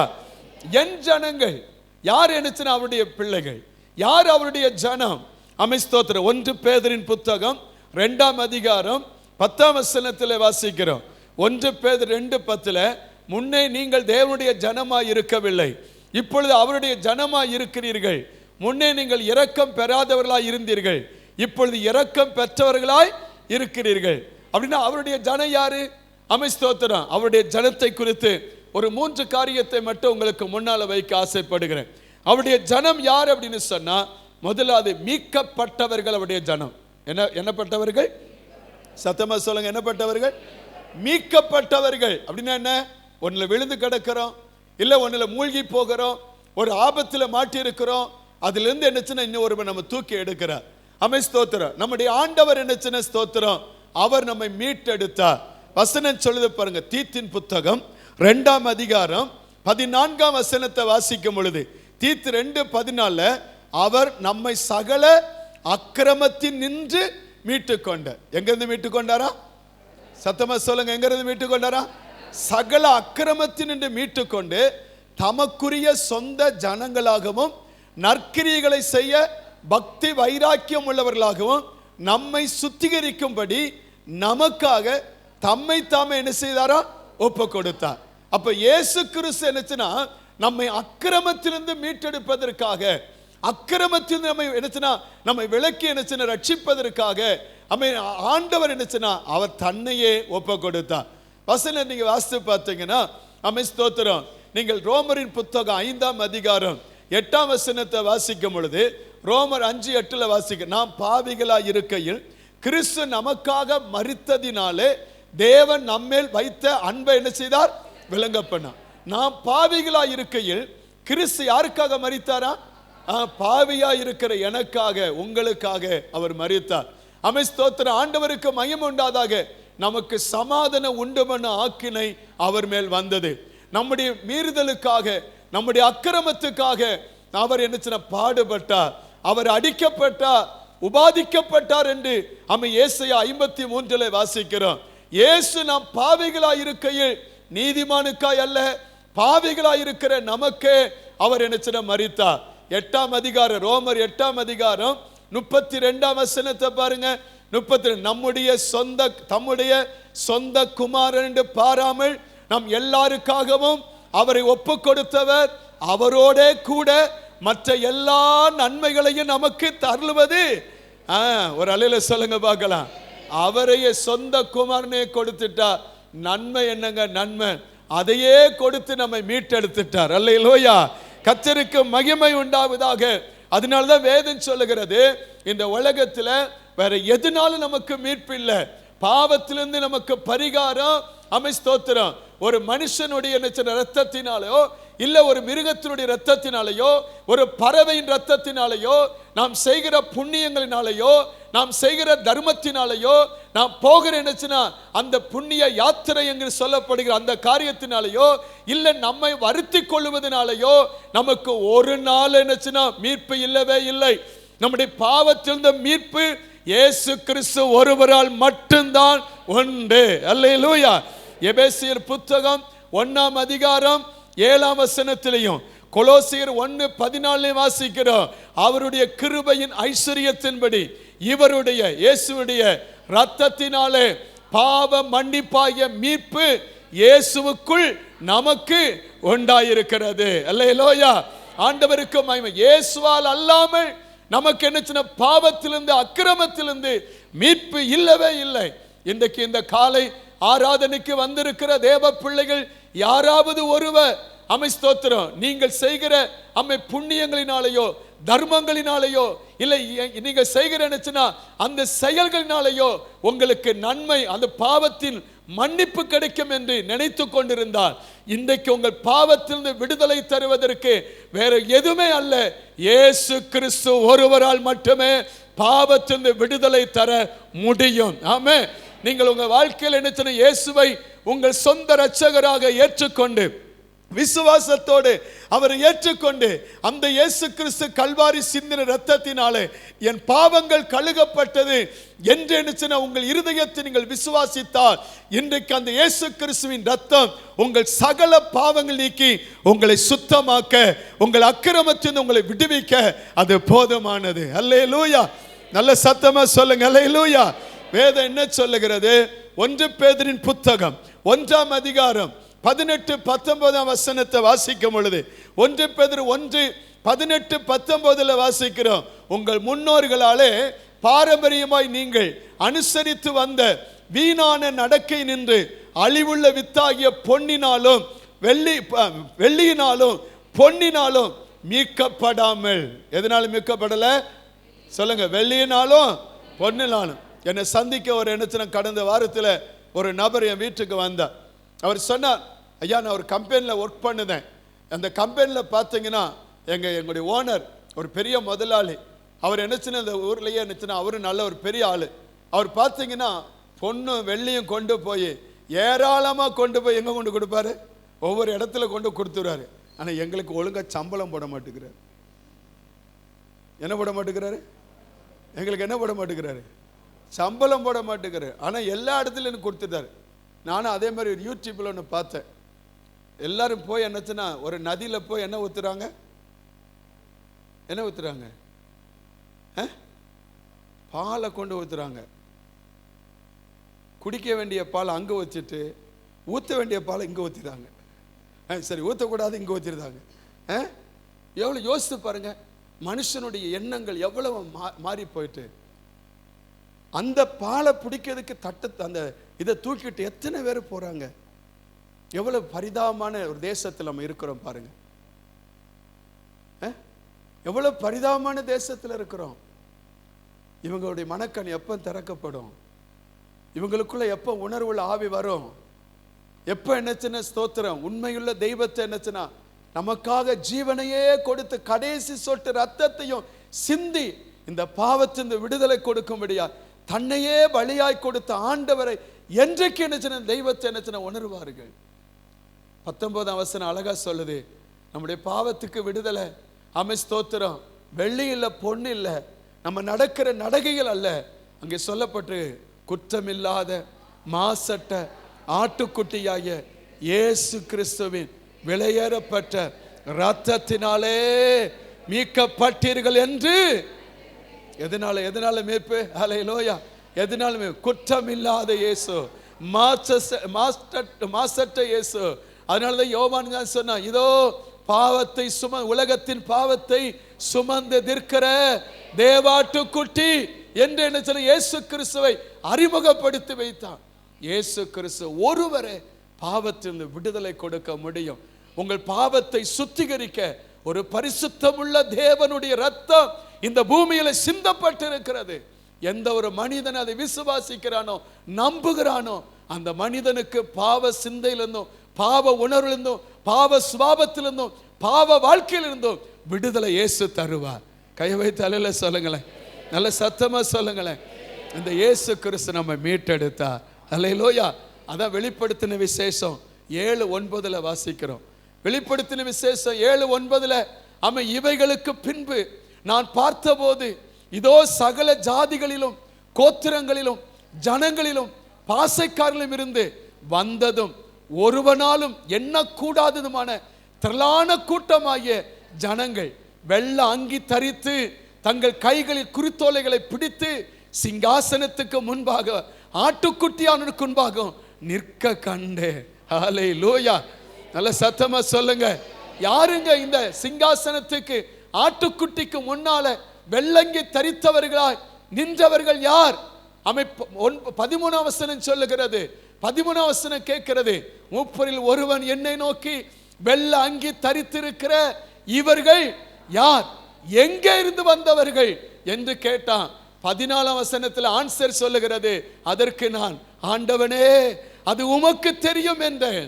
அப்பொழுது அவன், இவர்கள் மிகுந்த உபத்திரத்திலிருந்து வந்தவர்கள், இவர்கள் தங்கள் அங்கிகளை ஆட்டுக்குட்டியானுடைய ரத்தத்திலே தோய்த்தெனசிதான் வெளுத்தவர்கள். ஒரு அல்லேலூயா சொல்லுவோமே, நல்ல சத்தமாய் சொல்லுவோமே. இயேசு கிறிஸ்துவின் ரத்தத்தினாலே மீட்கப்பட்ட கூட்டம். ஆமாம், இந்த கூட்டத்தை குறித்து வேதம் என்ன சொல்லுகிறது? இந்த கூட்டத்தை குறித்து ஆண்டவர் என்ன சொல்லியிருக்கிறார்? அதை வெளிப்படுத்தின விசேஷம் 21ஆம் அதிகாரம் 3ஆம் வசனத்தை வாசிக்கும் பொழுது, வெளிப்படுத்தின 21:3 மேலும் பரலோகத்திலிருந்து உண்டான ஒரு பெரும் சத்தத்தை கேட்டேன். அது இதோ மனுஷரிடத்திலே தேவனுடைய வாசஸ்தலம் இருக்கிறது, அவர்களிடத்திலே அவர் வாசமாயிருப்பார், அவர்களும் அவருடைய ஜனமாயிருப்பார்கள். தேவன் தாமே அவர்களோட கூட இருந்து அவர்களுடைய தேவனாயிருப்பார். அல்லேலூயா. மீட்கப்பட்ட கூட்டமே என் தேவனின் ஜனம். அல்லேலூயா. மீட்கப்பட்ட கூட்டமே என் தேவனுடைய சம்பத்துக்கள். ஆண்டவர் இந்த காலையிலே சொல்லுகிறார், யாருக்கு என் நன்மையை நான் திருப்தி அடைய பண்ணுவேன்? என் நன்மையினால் யாரை நான் திருப்தி அடைய பண்ணுவேன்? மீட்கப்பட்ட என் ஜனத்திற்கு அந்த நன்மையை நான் தருவேன். அல்லேலூயா. தேவனுடைய நன்மை உங்களுக்கு வேணுமா? அவங்களை திருப்தி அடைய பண்ணுகிற நன்மை வேணுமா? இன்றைக்கு ஆண்டவர் சொல்லுகிறார், அவருடைய பிள்ளைகளுக்கு தான் தருவார். பிள்ளைகளின் அப்பத்தை எடுத்து நாய்க்குட்டிகளுக்கு போடுவது நல்லதல்ல. யார் அவருடைய பிள்ளைகள்? மீட்கப்பட்ட கூட்டம். இயேசு கிறிஸ்துவின் ரத்தத்தினால மீட்கப்பட்ட கூட்டத்திற்கு அவர் நன்மை தருவார் என்று சொன்னார். இரண்டாவதாக யாருக்காக என்ன சொன்னா, யார் அவருடைய ஜனம்? 1 பேதுருவின் புத்தகம் 2ஆம் அதிகாரம் 9ஆம் வசனத்தில் வாசிக்கிறோம். 1 பேதுரு 2:9 வாசிக்கிறோம். அமிஸ்தோத்த நீங்களோ உங்களை அந்தகார சத்தமா வாசிங்க, அந்தகாரத்தினின்று தம்முடைய ஆச்சரியமான ஒளிவினிடத்திற்கு வரவழைத்தவருடைய புண்ணியங்களை அறிவிக்கும்படி தெரிந்து கொள்ளப்பட்ட சந்ததியாயும் ராஜரீக ஆசாரிய கூட்டமாயும் பரிசுத்த ஜாதியாயும் அவருக்கு சொந்தமான ஜனமாயும் இருக்கிறீர்கள். தெரிந்து கொள்ளப்பட்ட ஜனம், தெரிந்து கொள்ளப்பட்ட ஆசாரிய கூட்டம், தெரிந்து கொள்ளப்பட்ட சந்ததி, தெரிந்து கொள்ளப்பட்ட பரிசுத்த ஜாதி, அதுதான் அவருடைய ஜனம். அல்லேலூயா. நம்ம தெரிந்து கொள்ளப்பட்டங்க. நீங்களும் நானும் அமிஸ்தோத்திரன். நான் அவரை தெரிந்து கொள்ளல, அவர் நம்மை தெரிந்து கொண்டார். அல்லேலூயா. அதான் ஒரு பழைய பாட்டு இருக்குல்ல, என்னை தேடி இயேசு வந்தா எந்தன் வாழ்வை மாற்றி விட்டா, மகனானே நான் மகனானேன், மகனானே நான் மகனானே, அப்பா பிதாவே என்றழைக்கும் உரிமையை எனக்கு தந்தா, அப்பா பிதாவே என்றழைக்கும் உரிமையை எனக்கு தந்தா, என்னை தேடி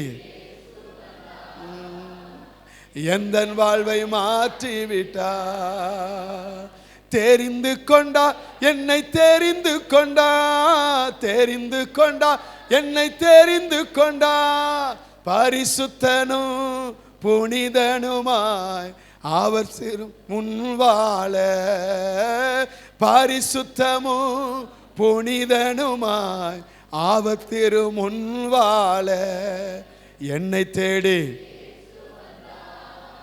எந்தன் வாழ்வை மாற்றி விட்டா. அப்ப யார் நம்மளை தெரிந்து கொண்டா? இயேசு தெரிந்து கொண்டா. அல்லேலூயா. அவரால் தெரிந்து கொள்ளப்பட்ட அமிஸ்தோத்திரம். அவர் சூஸ் பண்ணியிருக்கிறார்.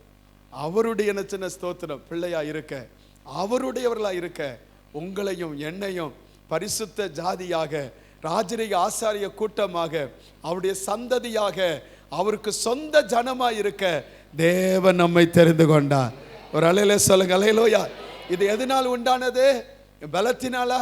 ஆமென். நம்முடைய அழகினாலையா? நம்முடைய அந்தஸ்தினாலையா? நம்முடைய மேன்மையினாலையா? இல்லவே இல்லை. இது எதனால் வந்தது? அவருடைய கிருபையினாலே கர்த்தர் நம்மை தெரிந்து கொண்டார். ரோமர் 11:5 வாசிக்கும் பொழுது, ரோமர் 11:5 ஆண்டோடைய வசனம் சொல்லுது, கிருபையினாலே கர்த்தர் நம்ம என்ன தெரிந்து கொண்டார். அல்லேலூயா. எதற்காக தெரிந்து கொண்டார்?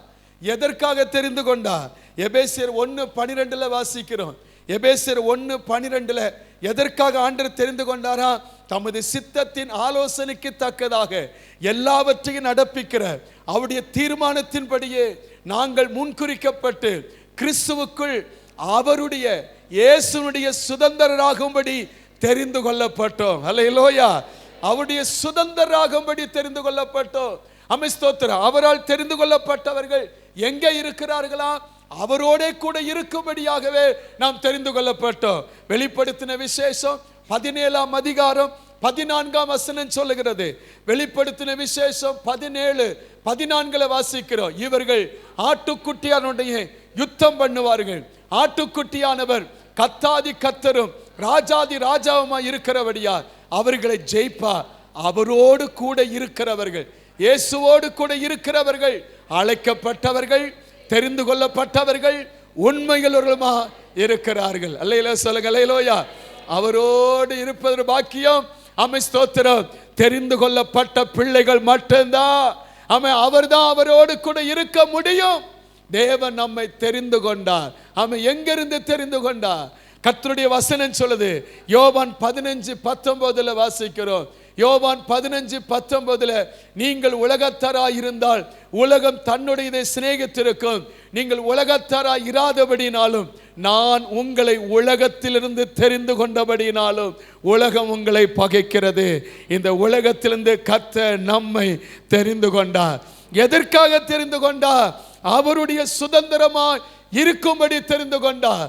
எதற்காக தெரிந்து கொண்டார்? அவரோடு கூட இருக்கும்படிக்கே அவர் நம்மை தெரிந்து கொண்டார். ஒரு அல்லேலூயா சொல்லுங்க பார்க்கலாம். அந்த தெரிந்து கொள்ளப்பட்ட ஜனமே அவருடைய ஜனம். அந்த ஜனங்களுக்கு தான் கர்த்தர் சொல்லுகிறார், என் ஜனங்கள் நான் அளிக்கும் நன்மையினால் திருப்தி ஆவார்கள். அல்லேலூயா. கடைசியா நேரத்தை கருதி முடிச்சிருவோம். மூன்றாவது கடைசியா யார் அவருடைய ஜனம்? முதலாவது மீட்கப்பட்டவர்கள், இரண்டாவது தெரிந்து கொள்ளப்பட்டவர்கள், மூன்றாவது பிரித்தெடுக்கப்பட்டவர்கள். என்ன எடுக்கப்பட்டவர்களா? நல்ல சத்தமா சொல்லுங்க, பிரித்தெடுக்கப்பட்டவர்கள். லேவியராகமம் புத்தகம் 20ஆம் அதிகாரம் 24ஆம் வசனம் சொல்லுகிறது. லேவியராகமம் 20:24, நீங்கள் அவர்கள் தேசத்தை சுதந்தரிப்பீர்கள் என்று உங்களோட சொன்னேன். பாலும் தேனும் ஓடுகிற அந்த தேசத்தை உங்களுக்கு சுதந்திரமாய் கொடுப்பேன். உங்களை மற்ற ஜனங்களை விட்டு பிரித்தெடுத்த உங்கள் தேவனாய கர்த்தர் நானே என்று சொன்னார். மற்ற ஜனங்களை விட்டு பிரித்தெடுத்தார். ஸ்தோத்திரம். ஆண்டவருக்கு மகிமை உண்டாவதாக. எதற்காக பிரித்தெடுத்தார்? ஒரு தனித்துவமான நோக்கத்திற்காக தேவன் உங்களையும் என்னையும் பிரித்தெடுத்தார். ஸ்தோத்திரம். தேவனுக்கான நோக்கத்தை நிறைவேற்ற நம் அர்ப்பணிக்கப்படும்படியாக ஆண்டவர் உங்களையும் என்னையும் தெரிந்தெடுத்தார், பிரித்தெடுத்தார். கர்த்தருக்கு மகிமை உண்டாவதாக. அவர் பிரித்தெடுத்திற்கான நோக்கம் ஒன்று அவர் சொல்லியிருக்கிறார். அதை 26ஆம் வசனத்தில் பாருங்க. 26ஆம் வசனத்தில் அவர் சொன்னார், கர்த்தராகிய நான் பரிசுத்தராய் இருக்கிறபடியினாலே நீங்களும் எனக்கு ஏற்ற பரிசுத்தவான்களாய் இருப்பீர்களாக. நீங்கள் என்னுடையவர்களாய் இருக்கும்படிக்கு உங்களை மற்ற ஜனங்களை விட்டு பிரித்தெடுத்தேன். கையை வை தலையில சொல்லுங்க. பிரித்தெடுக்கப்பட்ட கூட்டம் எல்லாம் அலையில சொல்லுங்க பார்க்கும். அப்படின்னா என்ன? அவங்கள மாதிரி நீங்க பேச மாட்டீங்க, அவங்கள மாதிரி நம்ம என்ன செய்ய மாட்டோம், இருக்க மாட்டோம். துன்மார்க்கனுடைய ஆலோசனை நடவாமல், பாவிகளுடைய வழியில் நில்லாமல், பரிகாசக்கார உட்காரத்தில் உட்காராமல் நம்ம என்ன செய்வோம்? கர்த்தருடைய வசனத்தில் பிரியமா இருந்து இரவும் பகலும் அவருடைய வசனத்தில் தியானமா இருப்போம். அல்லேலூயா. அவங்க உடுத்தின மாதிரி நம்ம உடுத்த மாட்டோம். நமக்கு ஒரு வித்தியாசம் இருக்கும். அல்லேலூயா சொல்லுங்க. அல்லேலூயா. அவர்கள் தங்களை என்னச்சுன்னா மினுக்கிக் கொள்வதற்காக உடுத்துகிறாங்க. நம்ம அதற்காக அல்ல, நம் மானத்தை மறைக்கிறதுக்காக மட்டும் நாம் உடுத்திக் கொள்ளுகிறோம். ஆமென். அல்லேலூயா. அவர்கள் தங்களுடைய என்னச்சுன்னா அழகை வெளிப்படுத்துவதற்காக தங்களை அலங்கரித்துக் கொள்ளுகிறார்கள். நம்முடைய அலங்காரமோ சாந்தமும் அமைதியிலும் உள்ள ஆவிதான். ஒரு அல்லேலூயா சொல்லுங்க. அல்லேலூயா. ஆமென். ஸ்தோத்திரம். நம்ம வாழ்க்கையில என்ன வித்தியாசம்? பேச்சுல வித்தியாசம், பார்வையில வித்தியாசம், நடக்கையில வித்தியாசம், பேச்சுல வித்தியாசம், எல்லாத்திலும் வித்தியாசம். அவர்கள் செய்த செய்கையை நான் செய்ய மாட்டேன். அவர்கள் செய்கிற என்னச்சுன்னா எனக்கு விரோதமாய் செய்கிற காரியத்திற்கு நான் பழி வாங்க மாட்டேன். அது கர்த்தருக்குரியது பழி வாங்குவது.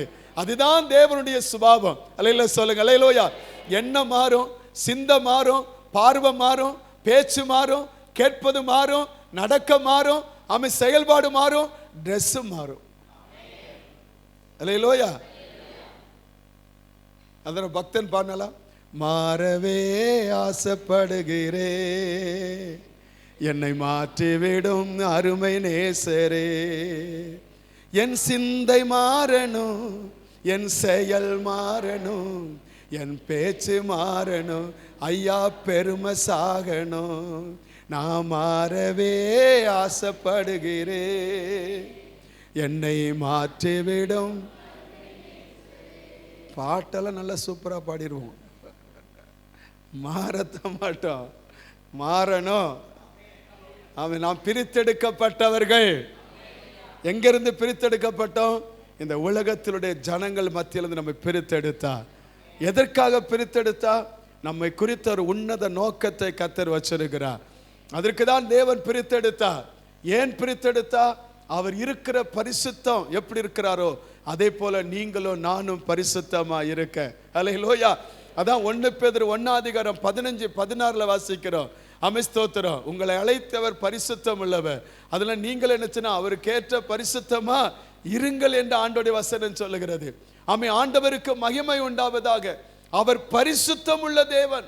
உங்களை அழைத்த தேவன் பரிசுத்தராய் இருக்கிறது போல நீங்கள் உங்கள் நடக்கை எல்லாவற்றிலும் பரிசுத்தராய் இருங்கள். 16ஆம் வசனத்துல பாருங்க. 16ல நான் பரிசுத்தர் ஆகிய நீங்களும் பரிசுத்தராய் இருங்கள் என்று எழுதியிருக்கிறதே. அல்லேலூயா. ஸ்தோத்திரம். அது மட்டும் அல்ல, அவர் நடந்தபடியே நம்ம நடக்கணுமா? ஸ்தோத்திரம். 1 யோவான் 1:6 வசனத்தை பாருங்க. 1 யோவான் 1:6 பாருங்க. 1 யோவான், நாம் அவரோடு ஐக்கியப்பட்டவர்கள் என்று சொல்லியும் இருளில் நடக்கிறவராய் இருந்தால் சத்தியத்தின்படி நடவாமல் பொய் சொல்லுகளா இருப்போமே. ஆமென். அடுத்த வசனம் 7ஆம் வசனம் பாருங்க. 7ஆம் வசனம், அவர் ஒளியில் இருக்கிறது போல நாமும் ஒளியில் நடந்தால் ஒருவரோடு ஒருவர் ஐக்கியப்பட்டிருப்போம். அவருடைய குமாரனாகிய இயேசு கிறிஸ்துவின் ரத்தம் சகல பாவங்கள் நீக்கி நம்மை சுத்திகரிக்கும். அல்லேலூயா. நல்ல சத்தமா சொல்லுங்க. அதே 1 யோவான் 2ஆம் அதிகாரத்தில் நீங்க பார்த்தீங்கன்னா, அவர் சத்தியத்தில் நம்ம நடக்கணும் ஆண்டவர் சொல்லி வச்சிருக்கிறார். ஸ்தோத்திரம். அவர் எப்படி நடந்தார் அதே மாதிரி நீங்களும் என்ன சத்தியத்தின் பாதையில நடக்கணும் அப்படின்னு ஆண்டவர் சொன்னார். எபேசியர் புத்தகம் 5:1 பாருங்க. எபேசியர் புத்தகம் 5:1 ஆண்டவர் சொன்ன வார்த்தை என்ன? எபேசியர் 5:1, ஆதலால் நீங்கள் பிரியமான பிள்ளைகளைப் போல தேவனை பின்பற்றலாகி, அடுத்த வசனம் பாருங்க.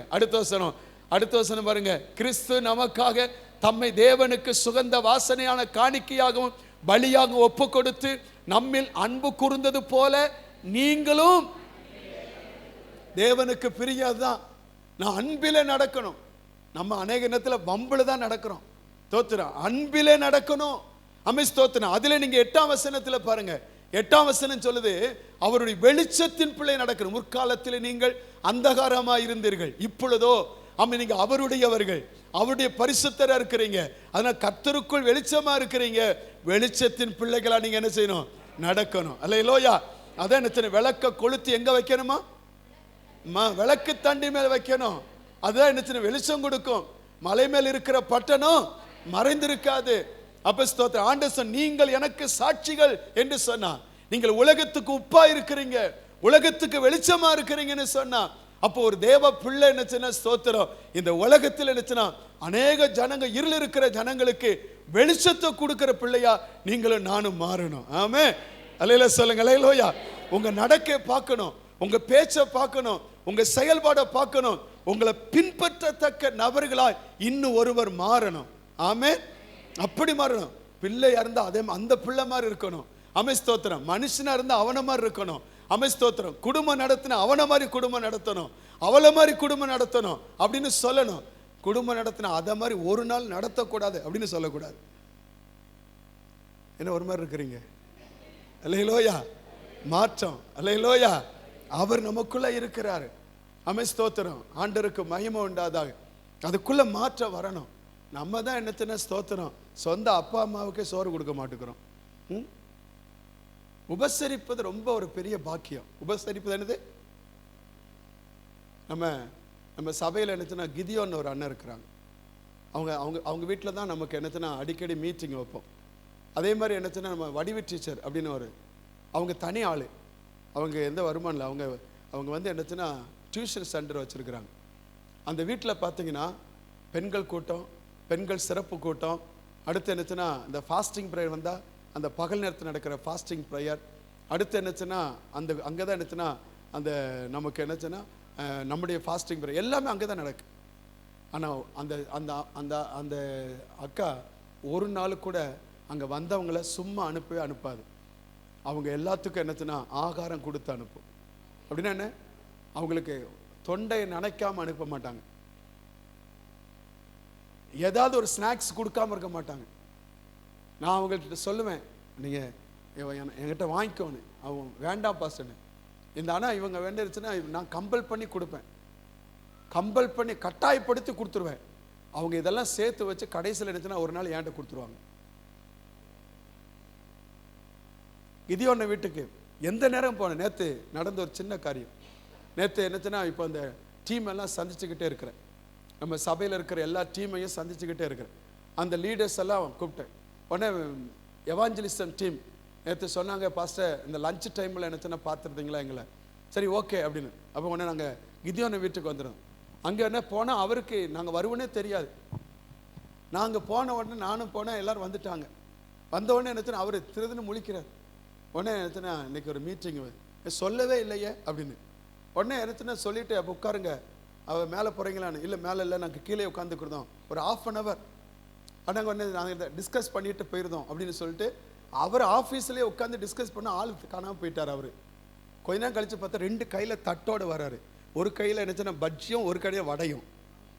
கடையில் வாங்கி தரல அந்த அக்கா. உடனே நம்ம ஆட்கள் நீங்கள் வடை போட நினச்சி போட்டால் கூட வடை வர மாட்டேக்கு. பஜ்ஜி போடணும்னு சொன்னால் பஜ்ஜி வர மாட்டேக்கு.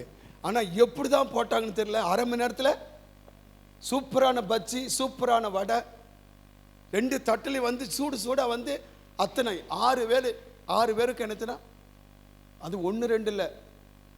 மத்தியானம் சாப்பிட்ருக்க மாட்டேங்கல்ல, உங்களை கேட்கல, அவங்க அன்னைக்கு எங்களை கேட்டாங்க நேற்று. அத்தனை பேருக்கும் எப்படி 4 வடை 4 பஜ்ஜி ஒவ்வொரு ஆளும் சாப்பிடாரு.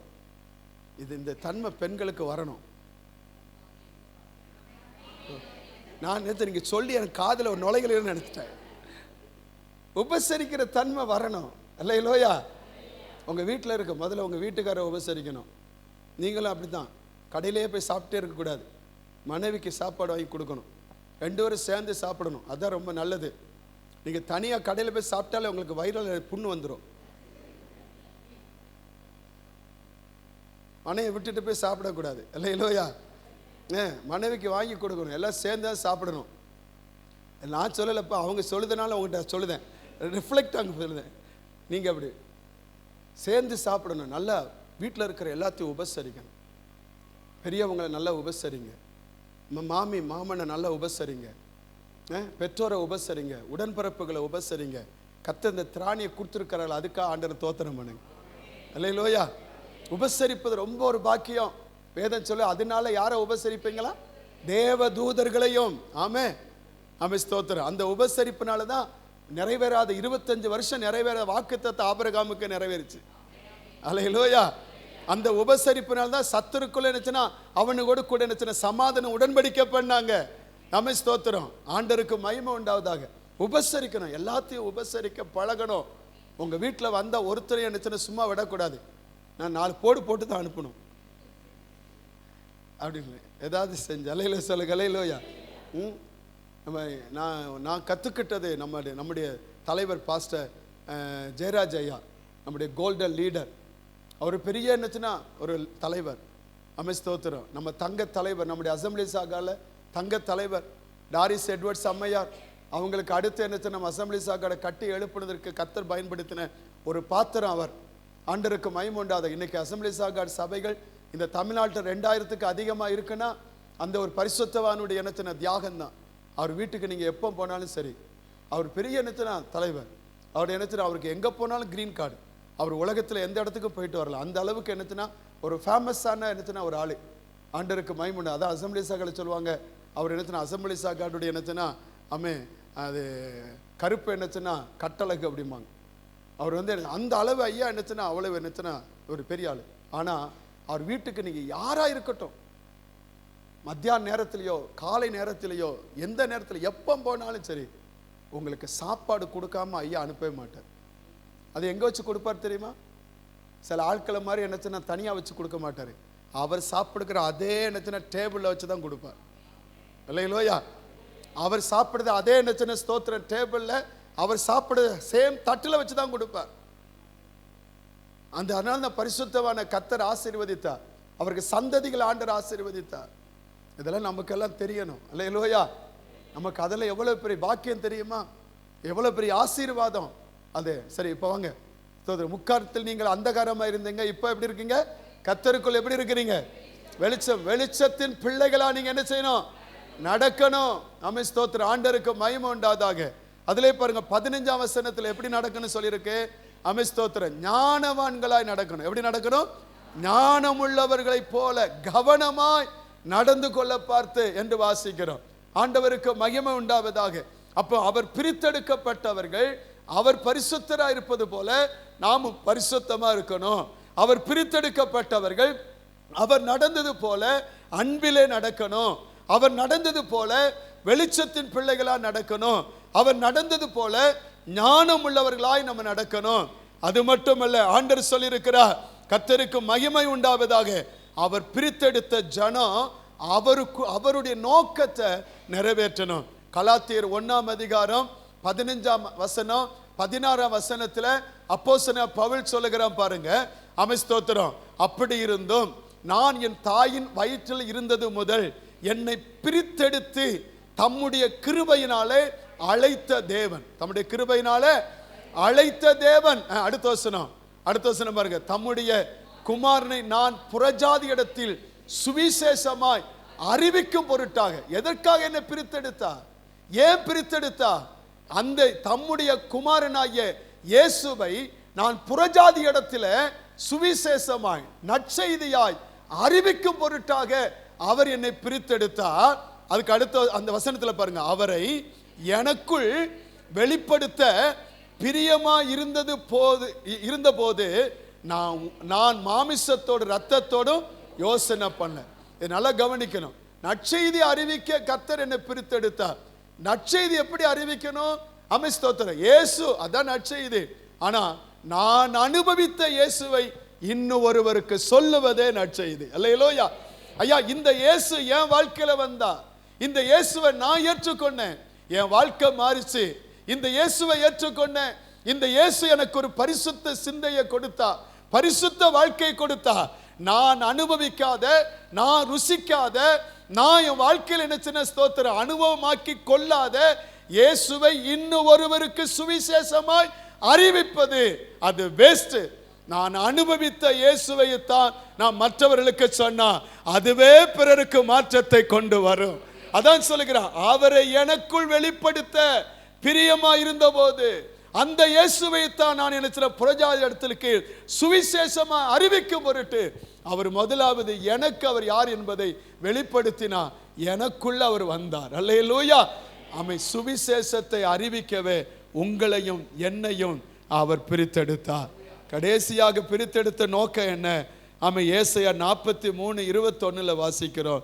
ஏசாயா 43:21 பிரித்தெடுத்த நோக்கம் என்ன? ஆண்டோடைய வசனம் சொல்ல, ஏசாயா 43:21 இந்த ஜனத்தை எனக்கென்று ஏற்படுத்தினேன், இவர்கள் என் துதியை சொல்லி வருவார்கள். எதுக்காக நம்மளை பிரித்தெடுத்தா? அவரை துதிப்பதற்காக. அல்லேலூயா. எதற்காக பிரித்தெடுத்தா? முதலாவது அவர் இருப்பதை போல நீங்களும் நானும் பரிசுத்தமாய் இருக்க. இரண்டாவது, எதற்காக அவர் பிரித்தெடுத்தா? அவரோடு கூட இருக்கும்படி பிரித்தெடுத்தா. எதற்காக பிரித்தெடுத்தா? ஸ்தோத்திரம், அவர் நடந்தபடி நானும் அன்பிலே நடக்கணும், வெளிச்சத்தின் பிள்ளையா நடக்கணும், அவர் ஞானமாய் நடக்க என்னை ஆண்டவர் பிரித்தெடுத்தா. ஸ்தோத்திரம், எதற்காக என்னை பிரித்தெடுத்தா? இந்த சுவிசேஷத்தை, நான் அனுபவித்த சுவிசேஷத்தை, நான் அனுபவித்த இயேசுவை மற்றவங்களுக்கு, புறஜாதிகளுக்கு சொல்ல என்னை பிரித்தெடுத்தா. எதற்காக பிரித்தெடுத்தா? அவரை துதிப்பதற்கும் ஆராதிப்பதற்கும் என்னை பிரித்தெடுத்தார். அல்லேலூயா. அந்த ஜனம்தான் வேதம் சொல்லுது, பிரித்தெடுக்கப்பட்டவர்களே அவருடைய ஜனம். அல்லேலூயா. எல்லாரும் அப்படியே ஆண்டவரை பார்த்து அல்ல ஸ்தோத்திரம் பண்ணுங்களேன். ஆண்டவரே, எங்களை மீட்கப்பட்ட ஜனம், ஆண்டவரே தெரிந்து கொள்ளப்பட்ட ஜனம், ஆண்டவரே ஸ்தோத்திரம், பிரித்தெடுக்கப்பட்ட ஜனம், என் ஜனம் என்று அவர் சொன்னார். எல்லாரும் அப்படி வாய்களை திறந்து கர்த்தரை தோத்திரம் பண்ணுங்க, தோத்திரம் பண்ணுங்க. உங்க பிள்ளையா எங்களை மாற்றினீங்களப்பா, உங்க பிள்ளையா எங்களை மாற்றினீங்களப்பா. அந்தகாரத்தில் இருந்தப்பா, ஆண்டவரே அக்கிரமத்தில் இருந்தப்பா, பாவத்தில் கிடந்தப்பா, ஆண்டவரே தவறி போய் நாங்கள் வழி தப்பி போய் கிடந்தப்பா. எங்களை ஆண்டவரே உம்முடைய ரத்தத்தினால மீட்டு கொண்டீங்களே, மீட்டு கொண்டீங்களே. எல்லாம் சொல்லுங்க, தோத்திரம், ரத்தத்தினால் என்னை கழுகப்பா, உங்க ரத்தத்தினால் என்னை கழுகப்பா, ஒரு விசைக்கோடு என்னை கழுகப்பா. அவருடைய பரிசுத்த நற்கன ஆராதனைக்குள்ள நம்ம போகிற நேரத்தில் ஆண்டவர் இப்பமே சொல்லுங்க, ஆண்டவரே என் சிந்தையை பரிசுத்தப்படுத்துங்க, என் பார்வையை பரிசுத்தப்படுத்துங்க, என் நினைவுகளை பரிசுத்தப்படுத்துங்க. ஆண்டவரே உச்சாந்தலேருந்து உள்ளா கால் வரை என்னை பரிசுத்தப்படுத்துங்கப்பா. ஆண்டவரே பரிசுத்தம் உள்ள ஒரு பாத்திரமா என்னை மாற்றுங்க ஆண்டவரே. சொல்லுங்க சொல்லுங்க, ஆண்டவரே பரிசுத்தம் உள்ள ஒரு பாத்திரமா என்னை மாற்றுங்க ஆண்டவரே. உங்க ரத்தத்தினால என்னை மீட்கப்பட்ட ஒரு கூட்டம், ஒரு ஜனமாய் என்னை மாற்றுங்க ஆண்டவரே.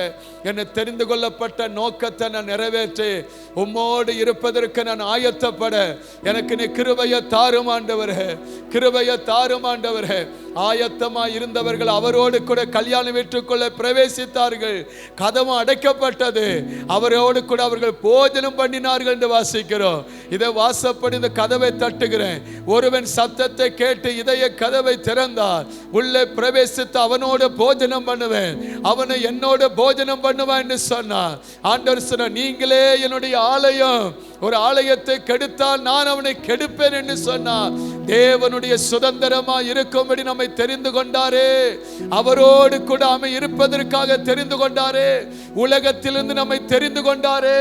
ஆண்டவரை பார்த்து, ஆண்டவரே நான் தெரிந்து கொண்ட ஒரு பாத்திரமா இருக்க கர்த்தர் எனக்கு கிருபையை தருவீராக. ஆண்டவரே, பிரிக்கப்பட்ட ஒரு பாத்திரப்பா, பிரித்தெடுக்கப்பட்ட பாத்திரம், அது மற்ற ஜாதிகளோடு ஜனங்களோடு கலந்திருக்காதப்பா. ஆண்டவரே, அதிலிருந்து வேறுபட்டு இருக்க ஆண்டவரே. அந்நிய நுகத்தோடு பிணைக்கப்படாதப்பா, அவிவிசுவாசத்தோடு இணைக்கப்படாத ஆண்டவரே. ஆண்டவரே ஸ்தோத்திரம். அது தனித்து இந்த ஜன வாசம் பண்ணும். அதுதான் சாபமும் ஆசீர்வாதமாய் மாறினது ஆண்டவரே. சுவிசேஷ அறிவிக்க, ஆராதனை செய்ய, நீர் நடந்தது போல நடக்க, உம்மையுடைய பரிசுத்தத்தை போல பரிசுத்தமாய் வாழ எங்களை தெரிந்து கொண்டீங்களப்பா. எங்களை பிரித்தெடுத்தீங்களே, அதற்காக ஸ்தோத்திரம் ஆண்டவரே. அந்த கிருபை எங்க எல்லாருக்கும் தந்து எங்களை நடத்தும். உங்க நாமம் மகிமைப்படட்டும். தாழ்த்தி வெறுமையாக்குகிறோம். இயேசுவின் நாமத்தில் எங்கள் ஜெபத்தை கேளும் நல்ல பிதாவே.